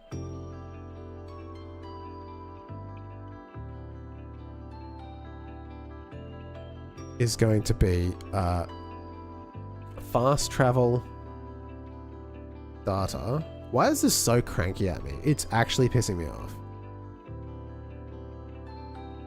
Let's put an equal sign there. Fast travel list, square bracket, ID, square bracket, and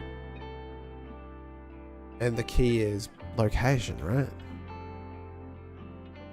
Been busy, no free time, study, study, study. Yeah, I feel that. And then we want scene path.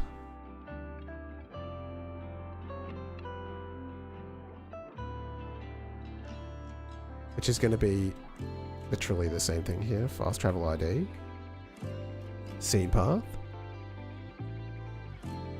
Map area.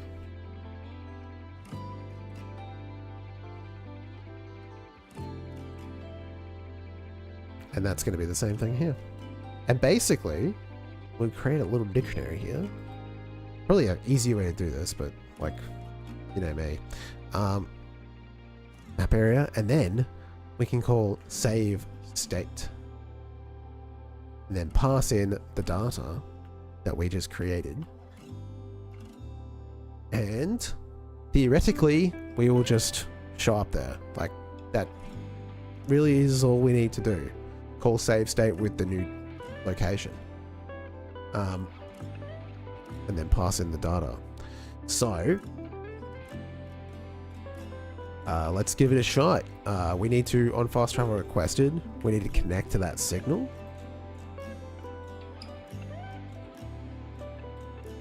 Then boot up a list.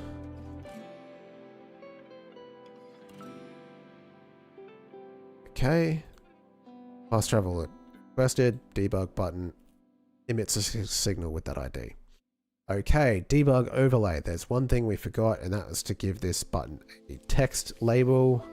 So we can go new fast button dot text equals fast travel dictionary square bracket. What is it? I don't even remember the actual. So bad, eh? This is not.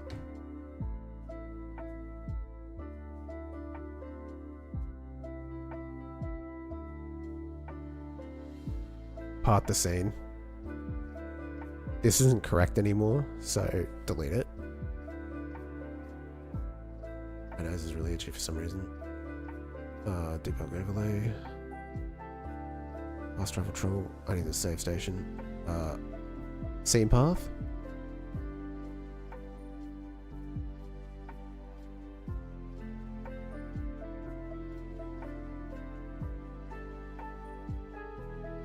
We'll put it in an str wrapper. No, we won't do that because it is a string anyway. Just go plus and then str fast travel plus a space. Then the map coordinates for fast travel dictionary. Square brackets, and I forget the name of everything. Coordinate.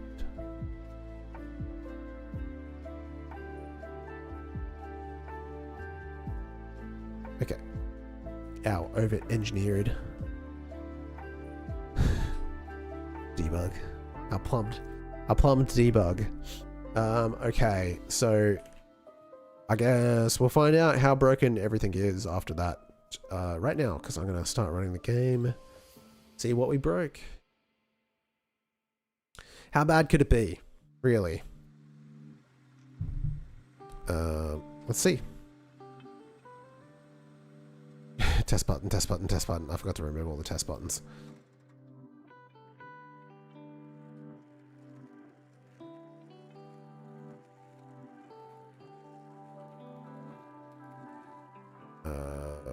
In the debug. Did I close that already? No, I didn't. Just close. Just delete all this.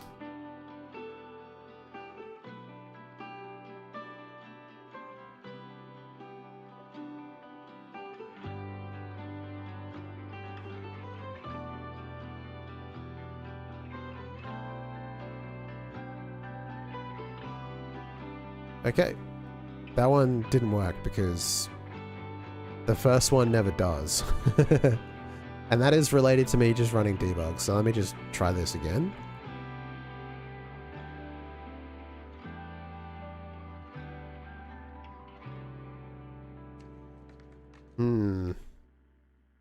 Oh, it's never going to be updated. Okay. That's all right. Hide that. Let's go find another one to click. Oh, you know what I could just redo? Rerun this game. Don't click it to start. Leave the room and come back because we need to actually like let the system set the game, the current scene. The reason that doesn't work is because it expects that to be set when you load the game, but because you're loading into a test scene, that function is never called. And so there is no current scene, which is not obviously a problem. You can see it now and it's too wide. And you can't even scroll, you can't even click it. But can I even click the button? I guess we'll find out. Let me just add one so that we actually have two to choose from. Or like, even if I just like leave and go to like a new location, right? Here's your second one. I can't click them.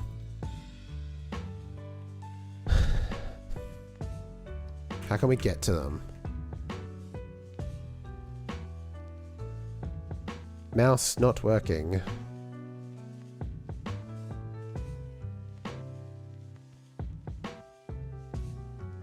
So annoying. What are we doing? How do we get to this? How do we get focus to these buttons? Debug. Has it got mouse rules? Filter stop.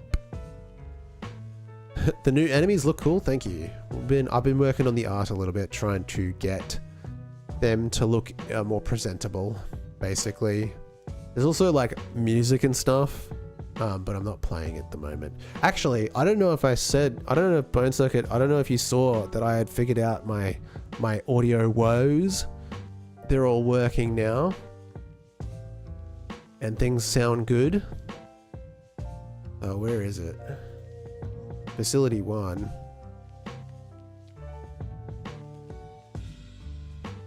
We have got... So, if I run the game... Basically, we want music to be really cool. Because music is really fun and it really elevates the scene. So we've got like this, you know, mysterious tone that sort of plays when you are just exploring, and we'll have a few of these and we know how to change them now when we're like going around. But I really wanted when you actually go into a combat arena or a boss fight to have like more fine-tuned control. And I was really struggling with how to do that until I came up with the concept of the manual music controller. So right now there's just like a global thing that controls music, but the encounter itself has an encounter music controller. And what happens is there's a bunch of instructions about the end transition and the finale transition, all that kind of stuff that is controlled directly by the encounter. And so that way, basically what happens is a signal gets sent out to the audio controller and says, we're taking over now. So when you walk and you start this, the music will stop. And then it'll like go into this intro sequence. And it'll basically just play on loop at this stage until you actually move to the final boss, or the final stage of this fight.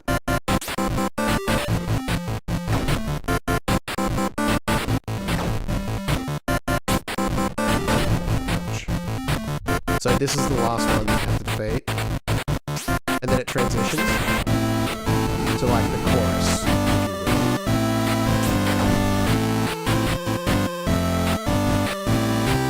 And this part will play on repeat until you defeat this section of the boss, sixth section of the fight.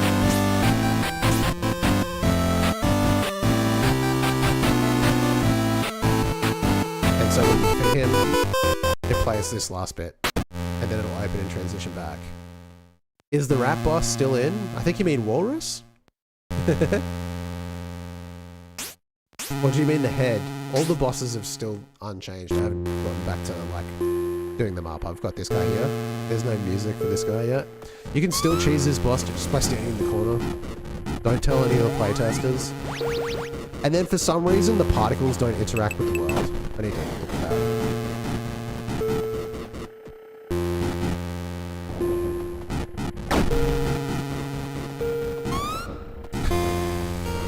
I made him a tank? Was it always... Did you think it was like a rat? It was always meant to be a tank.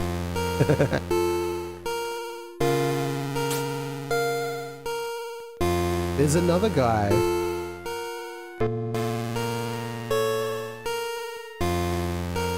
What was it, rat? Oh, okay. No, it was always meant to be like a metallic object like the rest of the enemies.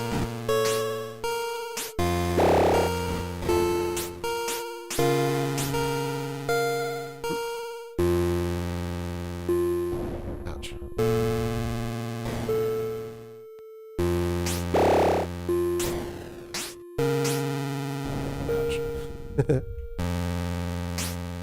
We go all the way back across here to some of the old sections of the game.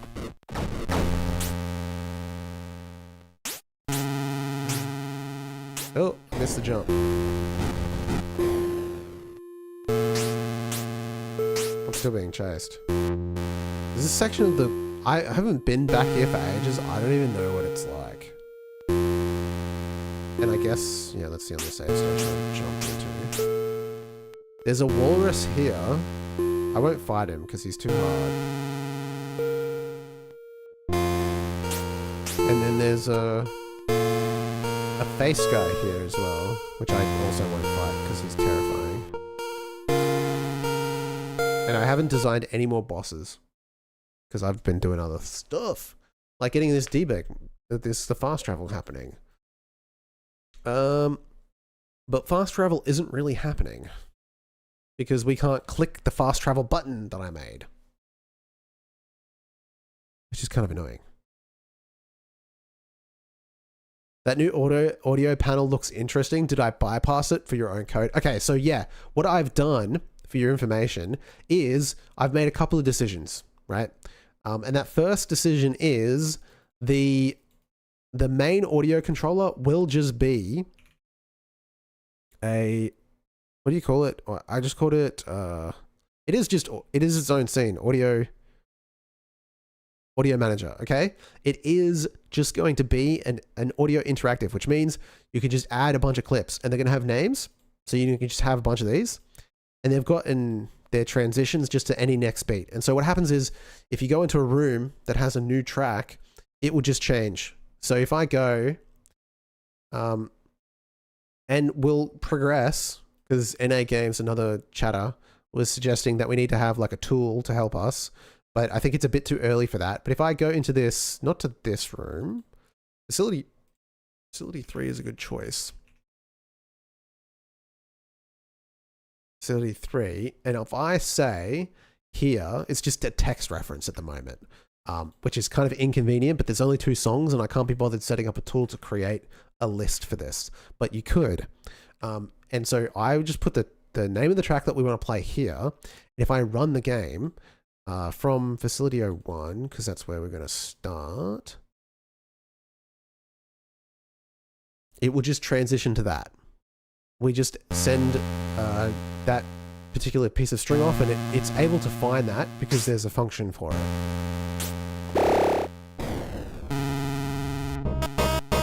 And so it'll just play that next track, which I quite like. But it's still so a lot louder than that.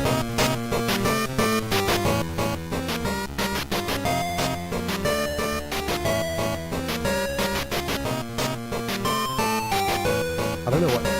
I'm trying to think like what I've done with this one. I'm still working on it. Anyway.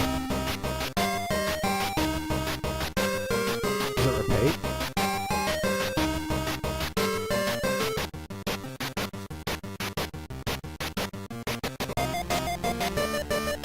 Oh yeah. Anyway, needs some work. I quite like it though. So yeah, so you just just transitions. It's pretty easy. And then what the actual encounter does is that it's got a much more detailed transition list, because obviously it's doing more, right? Because it wants to know. There's an introduction, so there's a part that just plays. It's like 5 seconds, and it'll play that, and it'll automatically go. It got a little sidetracked there. Yeah. It'll automatically, just explaining the audio system. It'll automatically go to part 1. So this one has a little bit more of a complicated transition. So it plays the intro, and the intro auto advances into part 1. So all I do when we start this, obviously it asks for control. It's like a little bit, it's a bit boilerplate. So it's a manual controller. It requests control via the signal manager, and then it gets control granted. So it signals off to the main audio system and says, I want to play music. It sends itself, and then the audio manager calls back and says, go for it, right? So that way we can fade out gracefully. And then when it comes back, it just starts to play the music at its default location, which is that first track. And this is more like you kind of have to like do a bit of a manual thing to it. So I know that it's going to go into this, and it's going to loop into part 1. And it's going to do that until I say to go to part 2, which is index 2. And so there's a function within the encounter that just says, you're in the final stage, progress to part 2. But actually it says go to the part where you progress to part 2. So there's another section here, which is like, essentially just a build up that sounds very similar to part 1, but it ends on a more higher note. So it feels like it's going into a so rather than just having like a fade transition, because you don't want that, because you want it to feel like there's a build up and then it crescendos basically. So to get that feeling, you need to have transition pieces that go from one section to the other in a way that makes it feel that way, rather than just snap crushing into the next one, because you won't get that same feeling. It'll just feel like really abrupt. And so you have to sort of time these out and get the right notes. So the way that I do that is here with part 1 to part 2, it's on the next bar. So that means you also need to be paying attention to the way that these are structured. So you need to, when you import them, where's the audio? This is the imported effects. Assets, audio, music, spring into action. So all of these, when they're imported, they've got the right BPM. So it knows how many beats are in a bar. Otherwise, if you get that number wrong, it's not going to get the right quantity. And so the transition from part 1 to part 2 will be filled by this, and it goes on the next bar. So it's almost always going to fit in because of the way this song is structured. And then going to part 2, that's just an auto advance, so it's always going to feel good. The part that doesn't feel good right now for this one is the ending section, and that's mostly due to the timings.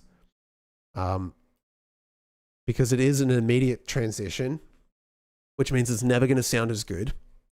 Next bar is too long, because when you've defeated all the enemies, you don't want to wait for the next bar, because that could be like a whole second. 150 beats per second. How many beats are in a bar? 4 beats per bar? I don't know. You could math it out. But I don't think it feels good to be sitting around and waiting for that. So it just goes immediate. Plus, the chorus is a little bit more melodic, so you're almost always going to know when it's not ending properly, which is a bit tricky. There's probably a better way that I could figure out how to end it, where I take the bit of this and I smash it into this, so that like I can take a chord from this section and then transition off that. But it just means it's going to be longer. And I don't know about like in terms of like for the player, if they want to like sit there and listen to that while it happens, because there's no more enemies on screen.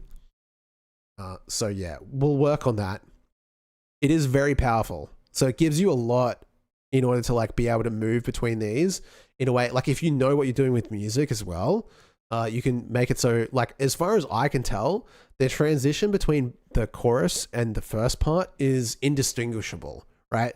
Like if you were just playing the game, you wouldn't tell that it was a deliberate choice. It would feel you know, just natural, which is really cool that you can do that just with Godot.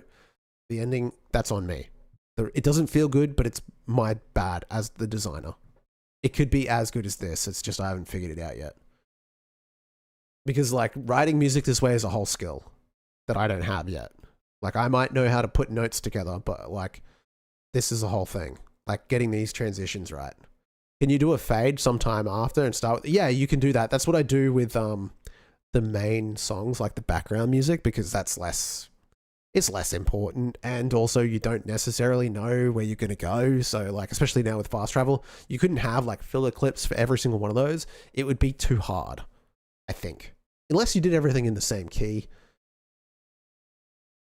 maybe, but I think it's easier just to do a slow fade. So yeah, you can do that. So if you go to the audio manager here, this one here has a set up any clip transition. So basically whenever you go to anywhere, it's going to do a next beat automatic fade of one beat. So it'll just crossfade over one beat, which is really quick. Which means that you're going to notice as a listener, whereas the other one is like more subtle. You won't actually be able to tell that there's been a deliberate change in the music. It'll feel like a natural progression. That's the goal, to make it. And so when you actually play that section out, you can't really tell, except for when it ends, because I haven't done a very good job. So with all that explained, you can prime your ears to listen for it, right? So there's the first section. It's only like 2 bars. And this is it here.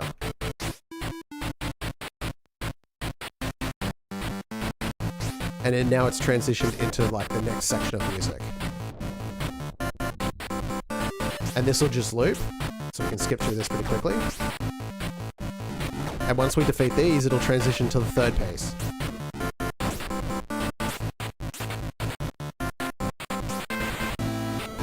And so they're 3 different clips. And then this is the last one. And it's not as good. But that's my fault, not the game's fault.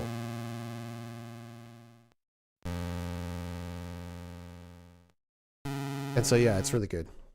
It's a really powerful system. Just gotta get better at making good music for it.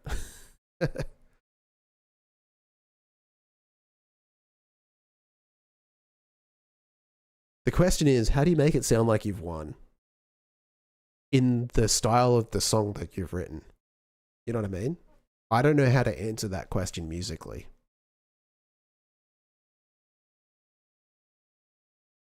You'd probably just run up the scale, but like I don't actually know. That's what I'm trying to do. It doesn't feel right though.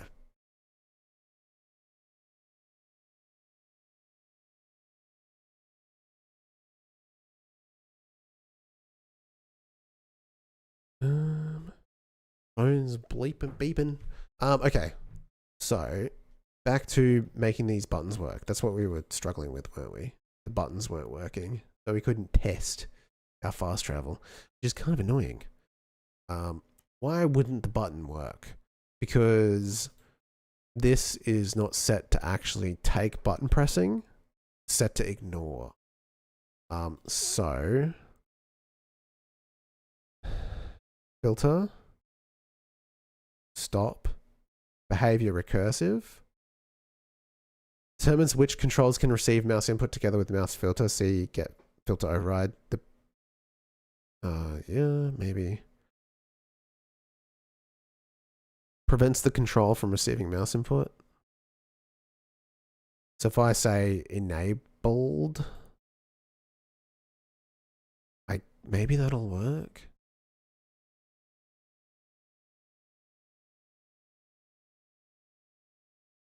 Hang on a second.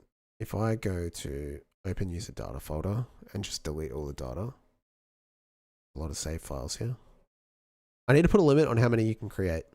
It's kind of annoying. And just run the game from scratch. It'll behave a lot better, I think.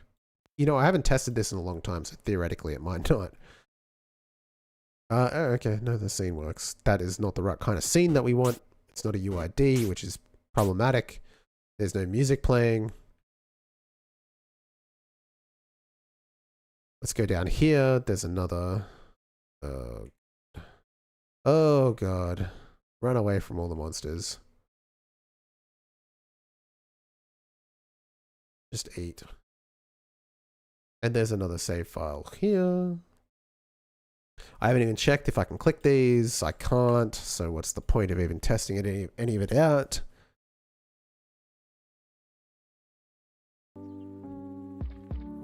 How can we get around that? I guess technically, while we're testing debug overlay game state, we can actually just set our override to mouse filter ignore and to stop rather than that. And then theoretically I should be able to click it.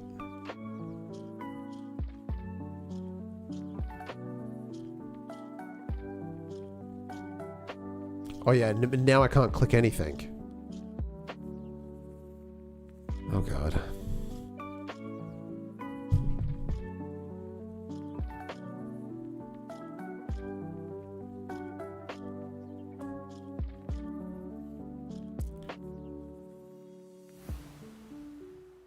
I guess we can just manually override this. Let's go this way. Oh my god. Well, realistically, now that we've got the button, let's just change this to stop.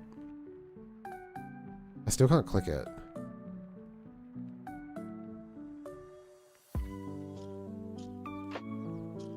Let me click the button.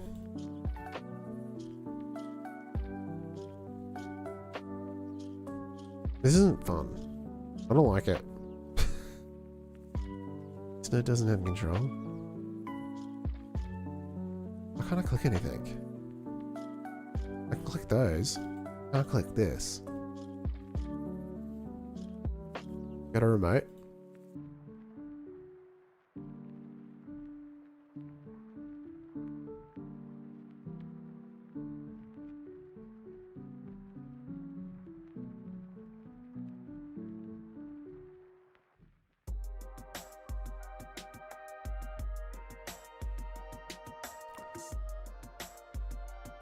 It needs to be pushed into in-game overlays.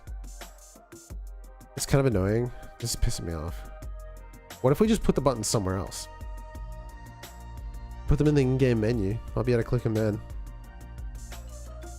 Why not? You could even have a copy of it. Theoretically. Be duplicated. But it is a scene. It's not relying on any signals. So I could just go to the in-game menu and put a version of it there. What does this button do? In theory, it's supposed to fast travel you, but I can't seem to get it tested. In-game menu.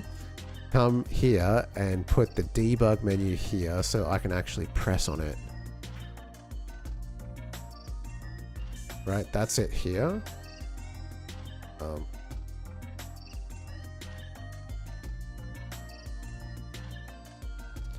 Now, I don't know how much I'm breaking by doing that. We're about to find out.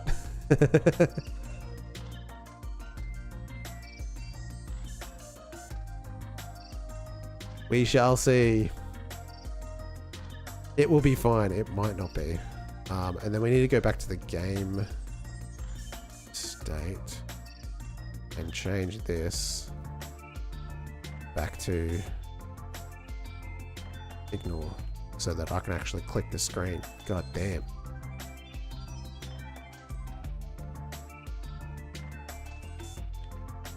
It very much might not be okay. In fact, it didn't even work. Wait, yeah, it did. It's here. Okay.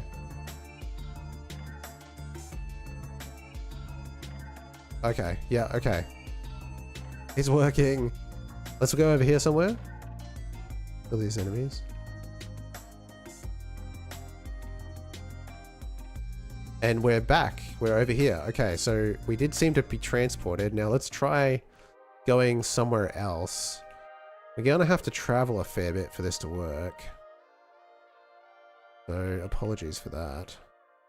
I cannot remember if we've opened up this section up here, but we'll give it a go. So the camera looks a bit strange. I think it's because I've got that. Can't kill enemies. I'm bad at my own game.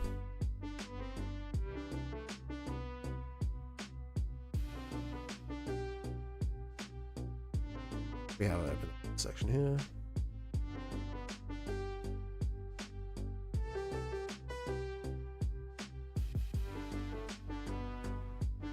And we've got this one here. We can save here. And just for good measure, there's one not too far as well, because I've got a fair few of them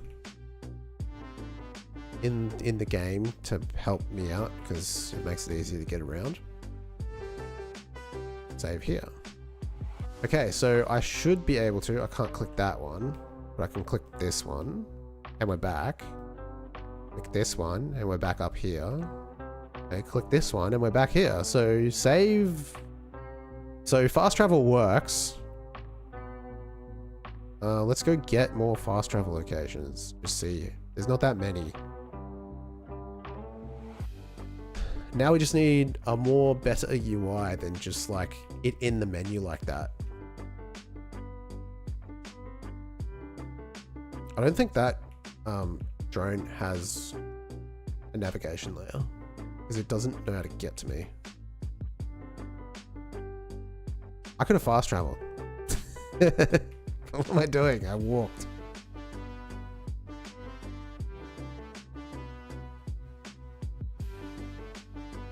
Just get through this quickly. I have a power up button that gives me like 1,000 damage, but I never use it. I suppose it's not that hard.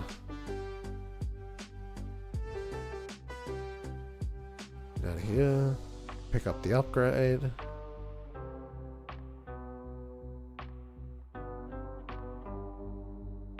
Save here, and now we have 4.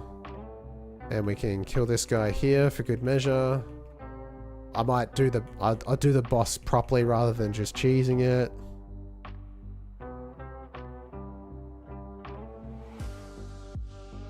Wait, it always threw missiles out. Did you think it was just a rat that could shoot missiles?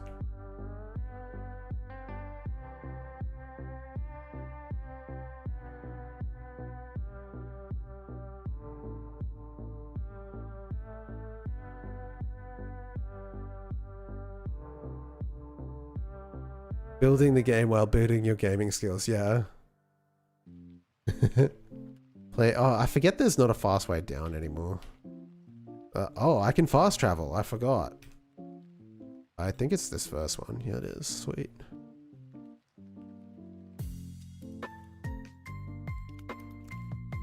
Now, we do have to be a little bit careful. I need to pay attention to, like, okay, so I would say, like, oh, well, technically, you can, well,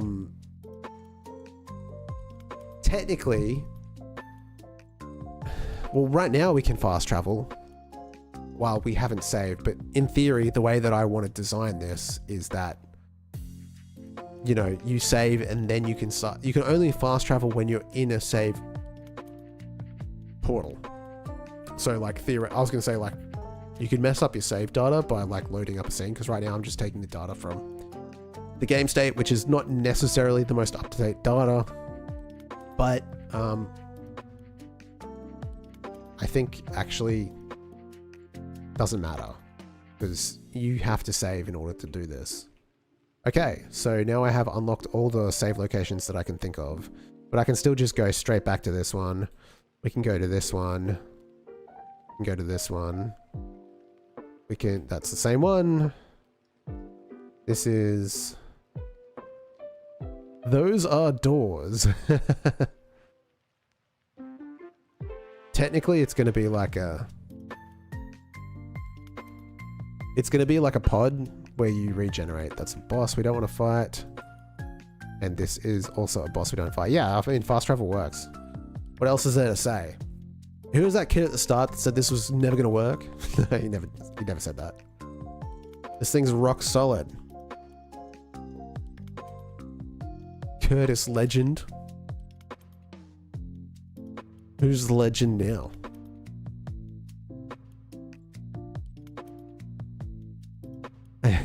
I mean, when you walk to the left here, for instance, that's a door.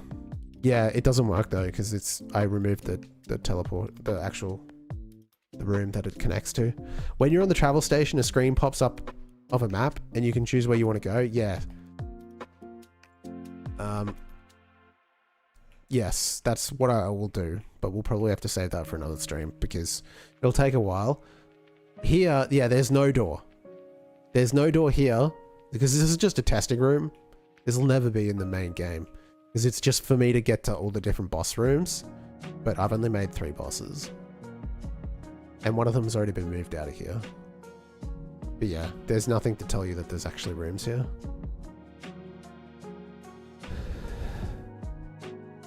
That's what you were, yeah, you were like, what are you doing? You're just like teleporting around all over the place. Like there is a door and there is kind of a door. It's not communicated very well, but it's there.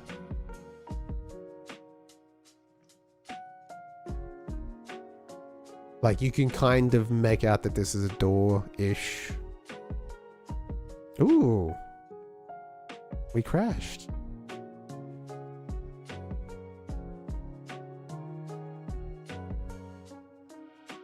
He's keeping all the bosses caged up, yeah. That's how you do it in a game, isn't it? Can it call instantiate on a null value? I don't have any kind of assertion here that the scene actually exists when you try to load it. Pretty interesting stuff. And then why wouldn't it exist? Because you tried to use the door before it loaded up. Yeah, I would try walking through that for sure. The testing level, I would only know if you wouldn't be able to tell. I need to redo all the doors because I was originally like doing like a 3D background and it had more details, but it's gone now. So I have to make it more clear. Like in these ones here, it's a little bit more obvious what's going on.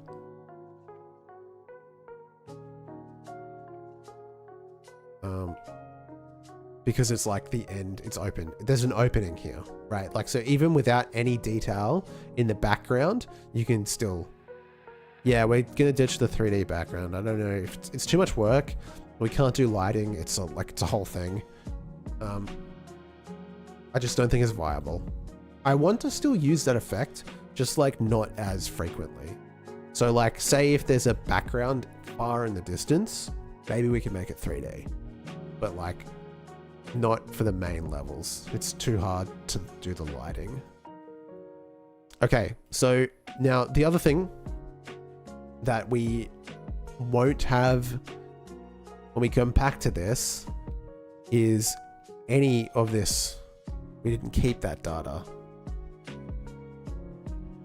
Bake it with pre-rendered sprites. Yeah, I mean, that would be the only way to do it. Like if you were going to have a 3D background like I was going to have, the only way to do lighting would have been pre-baked for the 3D scene. So what I was actually planning to do, and I think I still have it, was, so I was using a script to generate a 3D object from the tile map.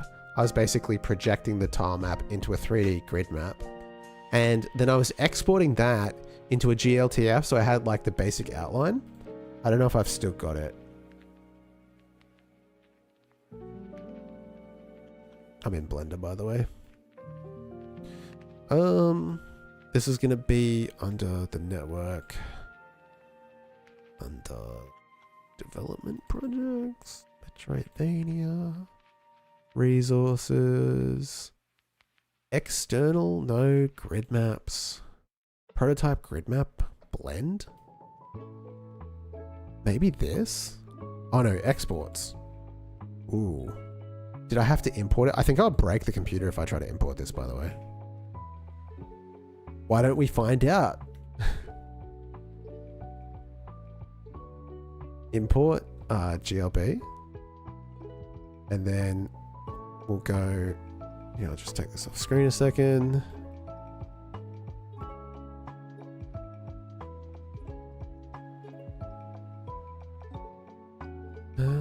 Resources, grid maps, exports, facility 1, GLTF. use it on halls. I'm going to use it on outdoor areas. That's the plan now. I don't know how long this will take. By the way, there's a lot of objects. Because every single tile point is a square. So it's a cube basically for every single tile point, which makes it very, very heavy on the CPU. And basically what I was going to do is going to use that shape to create like a 3D scene. But yeah, it's just, and it would need to be pre-baked, lighting and everything for it to like really work. But you would still need to sync that up with like the 2D environment. You know what I mean? Like you would still need to design the, I mean, you're going to have to do that anyway, I guess, but like, whatever. It's easier to draw it.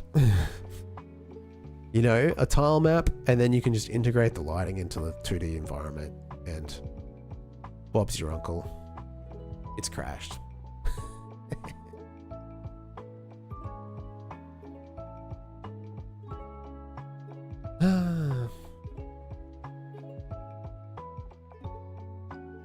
Oh, low battery? I thought I had it on charge this entire stream. My phone, no. How could you do this to me? I bet you...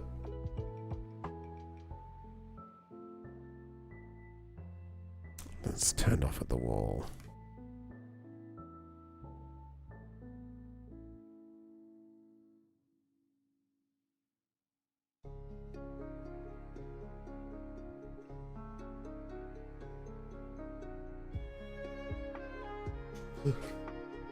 Okay, well, how y'all doing while we wait for this to finish crapping out? Sprite Illuminator will let you paint bump maps on regular sprites. Oh, very cool. Yeah, normal maps on sprites is really cool. I'll have to think about that kind of stuff. I was playing around with lighting the other day. It's complicated because I've never done 2D lighting before, so it's a lot to learn. Free versions of that program are lighter or something like that.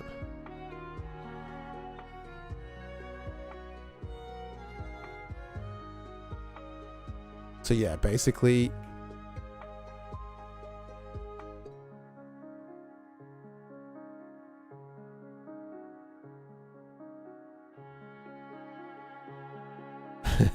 I will think about life while we wait, yeah. Yes, I think we can just keep going on with the regular stuff. I don't think this is affecting the rest of my computer, so we'll just let that crash in the background. I think. Oh, you'll know if I go offline suddenly. It'll all be over. But yeah, okay. We don't have that data saved, so that's the thing right now. So like, if you load back in, that fast travel information is gone, and we need to preserve it. So let's do that before we end stream. It shouldn't be that hard.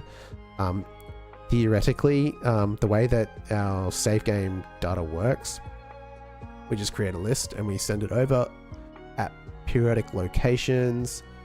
So we've got different lists, map positions explored, just leaving a dying child while we continue to work. Yeah, I mean maybe not child, but like yeah.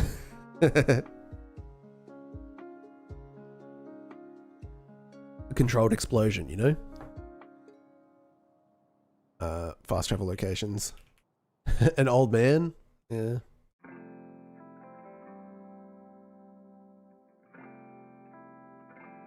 You've got one ear, you know, you're just like listening in the other room. Trying to forget that it's happening. Okay. And then here, so we define the list here, fast travel locations. Fast travel list is a better thing here. And we will need to just create another thing here. We could just go save data dictionary.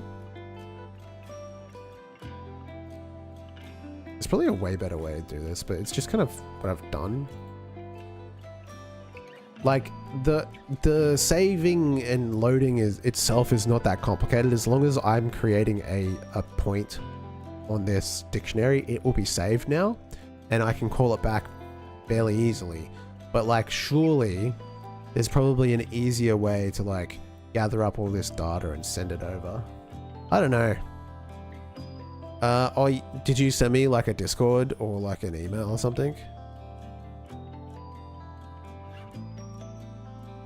Links don't work on YouTube. I don't know why.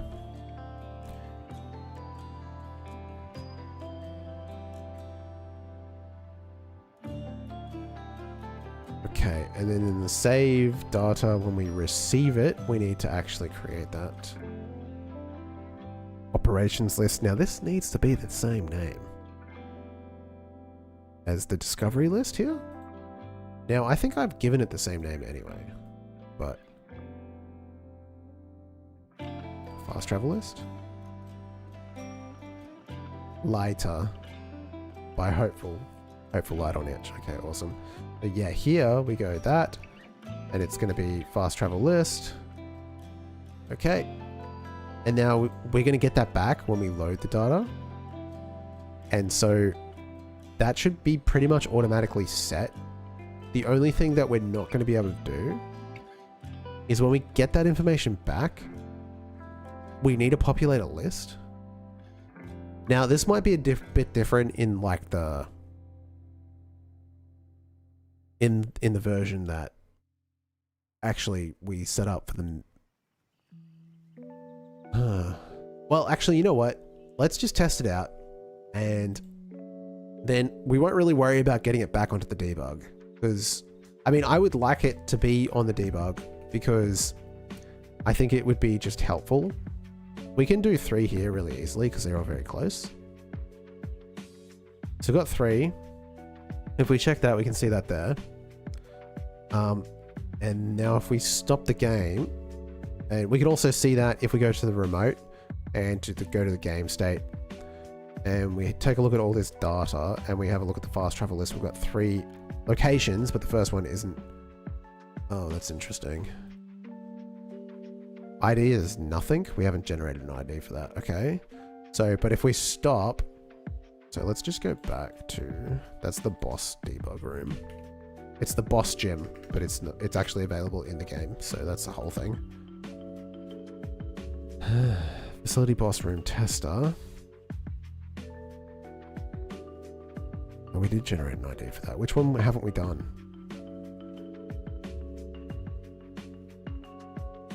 There. Either way, if we run the game now and call it back, did we not save? What's going on?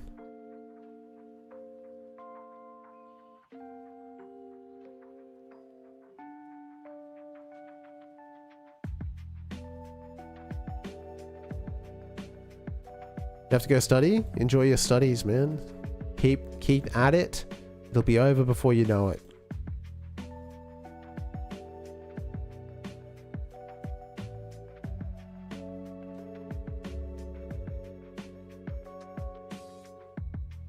You wish. Fast travel list is empty, so that's not coming through. Perhaps we are needing to do something on the ingest side when we receive that data.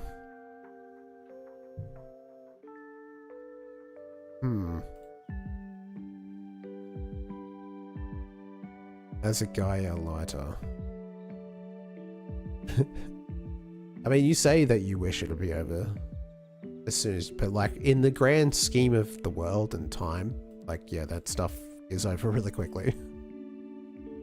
I studied for 6 years and it was 10 years ago, and it doesn't feel like it's like it's over now, you know?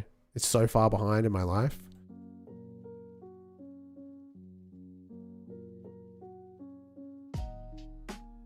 I'm lost. Game state.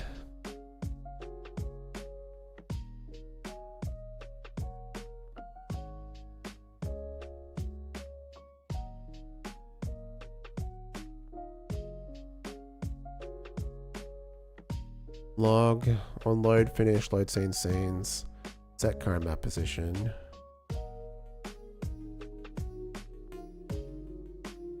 Ingest load data.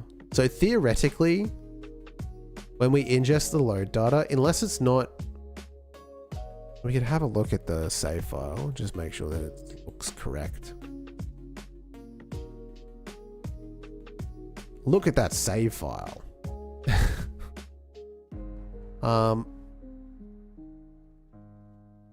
Just a lot of numbers, eh?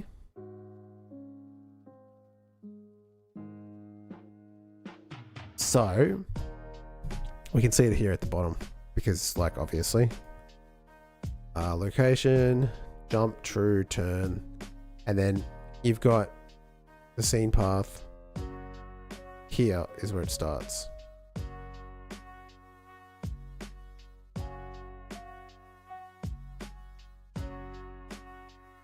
It's not a dictionary of dictionaries.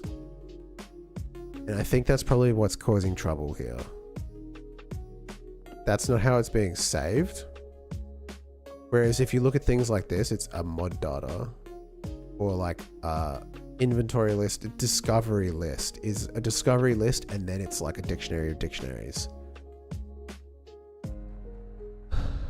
So you've got both of this. You've got this boss and this boss defeated in the encounter list.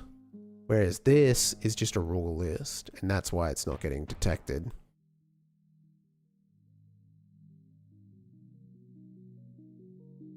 So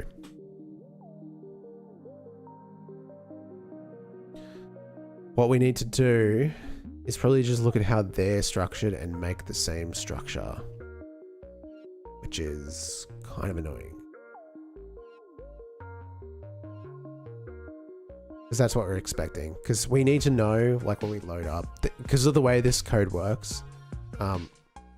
So when we ingest the load data, to make it easy on ourselves, we don't really have to think about, like, what we're ingesting. It's just automatic. As long as the variable name is the same. So the variable name for what you're setting needs to be the same. So it needs to be called discovery list. That needs to be what it's called. And it's not called that right now. So it's not coming back that way. Even though... Let me just loop through it. No, that's the wrong button for the game. I want to see what this looks like. Path data. Fast travel list is empty, so it's not even coming out correctly. It's there, but it's not getting picked up.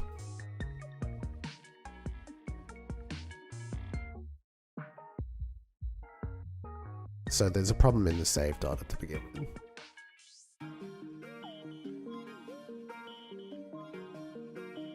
I think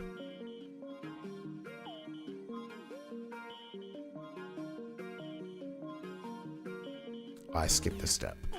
I forgot to set it to this big match. We're just matching everything. That's what I forgot. So I need to go match fast travel data. What did I call it? Here, when you save it, you need to catch it on the way back through. But damn, this is a lot to look at. Here. Fast travel list. Fast travel list. That is not what you want. So here, this is discovery data. We need the name. We need the key, right? So we've got the dictionary. We forgot to set up the key. So that's the thing we forgot. Fast travel data. And it's actually going to be called the name of the variable that we want. That's how this works. I forgot. My bad. So this is fast travel list, which is the name of the variable. We go like that. I suppose technically you could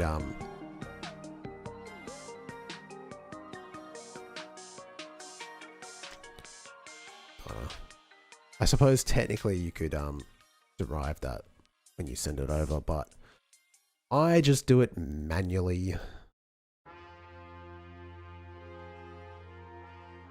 So if it matches that, then you go fast travel list equals data to load I.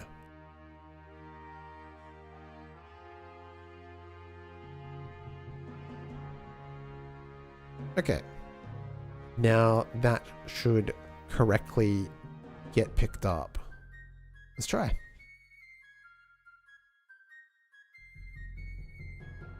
Okay. Fast travel list still has nothing in it. That is because it's not saved correctly anyway. So, stop that.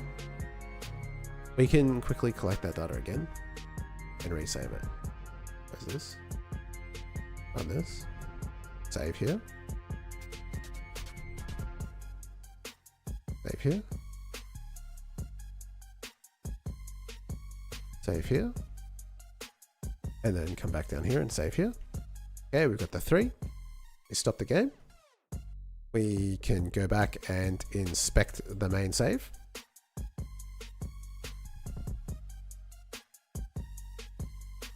And we can see all the way down here. Actually, I don't see it. Where would it be? Discovery list, encounter list, fast travel list. It's all the way up here now. It's changed positions, but we've got the dictionary of dictionaries. So we've got that, and then that, and all that. Okay, cool. So it's organized in a way that can be read back now. So if I run it again, and we run it, it won't show up there, but if we go and we have a look at the remote data, fast travel list is occupied. So theoretically, it's not going to show up in the debug because I'm not like feeding that information once we have it. But it's there, so that means we can get back to it. Can we test that out quickly before we end stream? Is it like something I even want to do? It's kind of annoying. You could, in the debug menu, actually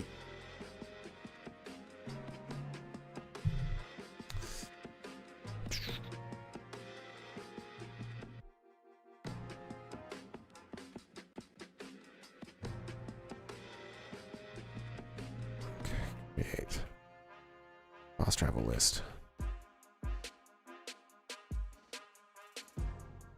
You could.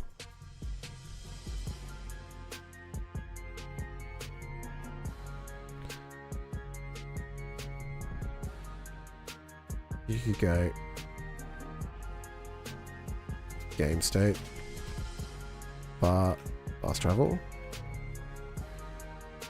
list is a dictionary, and it's equal to game state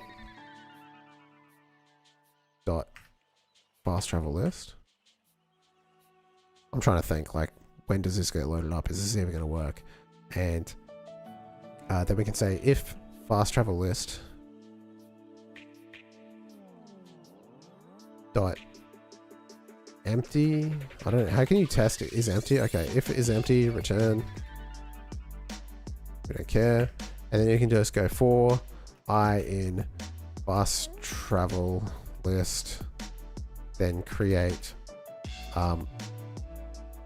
fast travel button, and then pass in I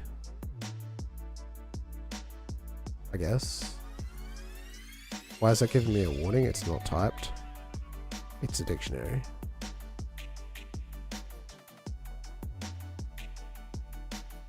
Okay. Yeah, and then we just call that in the ready function. I don't know. Should be right. And then we put the debug menu in the main menu too, which is also like a wild thing to do. Trying to assign value a string to type dictionary.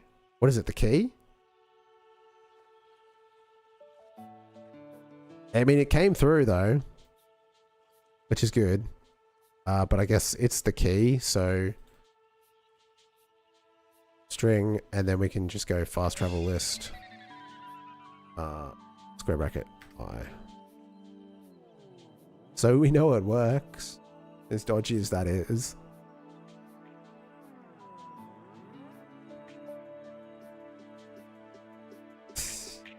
Doesn't work. Wait, what are we passing off the string? Okay, so we've got everything here. Map area, scene path. What actually is wrong with it? Trying to evaluate type string to vector 2. Wait, what's the problem? Oh, good thing we tested it. Location is a string. Interesting. So when we bring it back, The vector 2 is not a vector 2.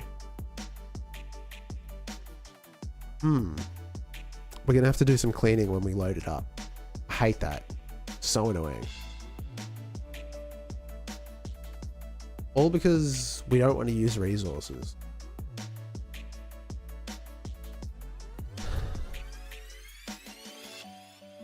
See this? Load operation data, load inventory data. Map positions to vector 2.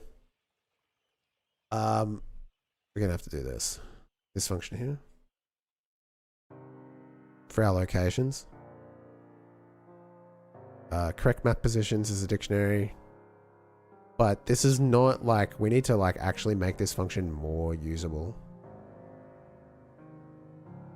So, we can probably call it positions. We need it map positions. We just call it func. We separate it into two separate functions. Function position to vector 2. And then it's going to be, I guess, an array of positions, or... No, we won't even do that. We'll take a vector, we'll take a position. We'll call it underscore position. And it's a vector 2. No, it's not. It's a string. And it returns vector 2 I. Probably be either, but whatever. Vector 2 I. Return vector I.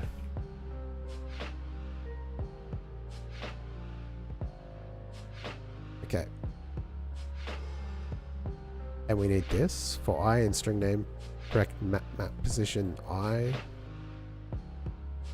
don't know how this works. For I string name, we turn correct map position I, or J string in vec2 array, string to J. I actually don't know what I'm doing here. I don't remember this. Correct map positions append new vector.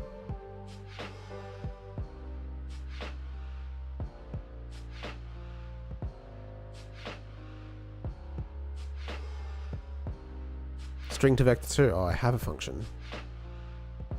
I already have a function. String to vector 2. Oh. And I'm using that here. Positions to vector 2. So I am still going to need to do that. So not map positions to vector 2. We need a separate function for this because goddamn we do. So annoying. Can we do it on the fly? Can we just test the position when we need it? And if it's a string, then we turn it into a vec2. Or do we do it when we load? God damn it, it pisses me off. Jason, always ruining my life. So basically, we just have to do the same thing here. It's very similar. In fact, almost identical. Local fast travel positions. Fast travel positions to vector 2. And we're going to take a fast travel list. Can't be the same name. Locations. Dictionary. And it's already the same, isn't it? Such an idiot. Okay. And we're going to go and we're going to loop through all of these for I in correct. For I in fast travel locations. We are going to get var location data.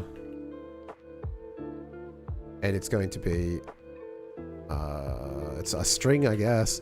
And it's going to be equal to fast travel locations. What's the name of the variable? Location data. So I've still got the error. Right. It's just location.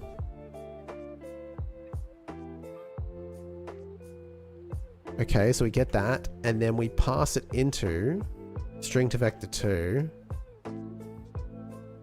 new data is a vector2 I. We cast it. We go string to vector2, and we pass location data. And then we set. Is that allowed? We're looping through this. It's probably not allowed, right? We do it here for I and string map positions. Correct map position. We create an empty. And then we return the correct map positions. Because doing operations like this live on a dictionary is not safe. So that's why we do it that way. So we can create... We could... new fast travel locations.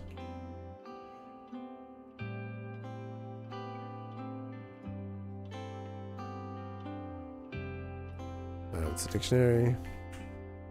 Okay. So for I, fast travel locations, these are strings because we've looked at that before. Fast travel locations. That's not right. I. Like that. New data is location data, and then we say, we can just go like, it's kind of dodge, but we'll do it anyway. We will say new fast travel locations. We'll set that when we actually create the variable, we'll just set it to be fast travel locations. And then we'll go new fast travel location. We'll just get the same key because it's the exact same thing. I, location. Let's see if this works. And then we'll set it equal to new data. And then we will return a dictionary. And it will be new fast travel locations. Okay. And then when we actually load the data, we need to call this function. Fast travel positions to vector2. And then here, fast travel list. We actually go fast travel locations to vector2, data to load.i.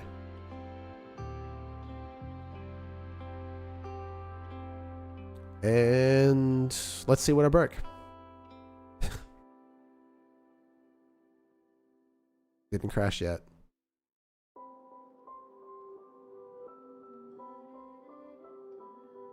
The saving kind of silently fails. It's not really like...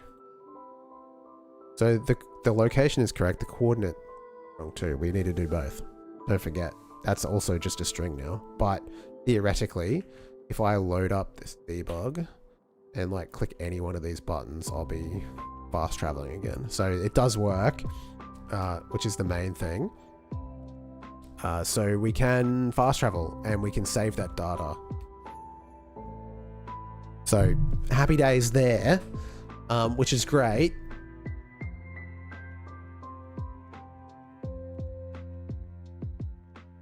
We should test out what happens when we die. But yeah, before I forget, let's change the coordinates because we don't need them yet, but we will. We change the name of this function to fast travel data to vector2. And then once it craps out, change that. Okay. So not only that, new data, but map chord data as a string, and it's equal to that. I think it's just coordinate, coordinate. I don't know if I've spelt it correctly. We can actually just look at the notepad. Location. I think I did actually spell it correctly. That's crazy. I never do that. And then the same for that, basically. New map chords. Vector2i equals string to vector. And then it's going to be map chord data.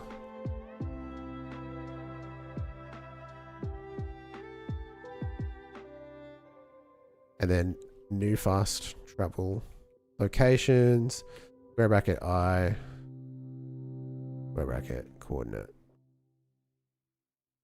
Easy. Equals new map code.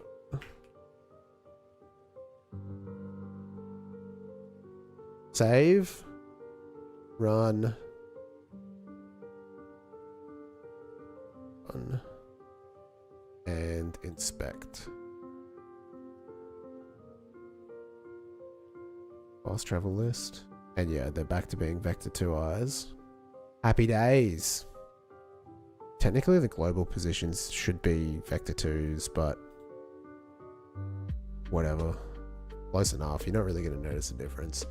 Okay, cool. So we can save and load the data, and the next step is going to be like creating UI for us to access this in-game rather than using the debug menu, because that really shouldn't be there. So that's the next task.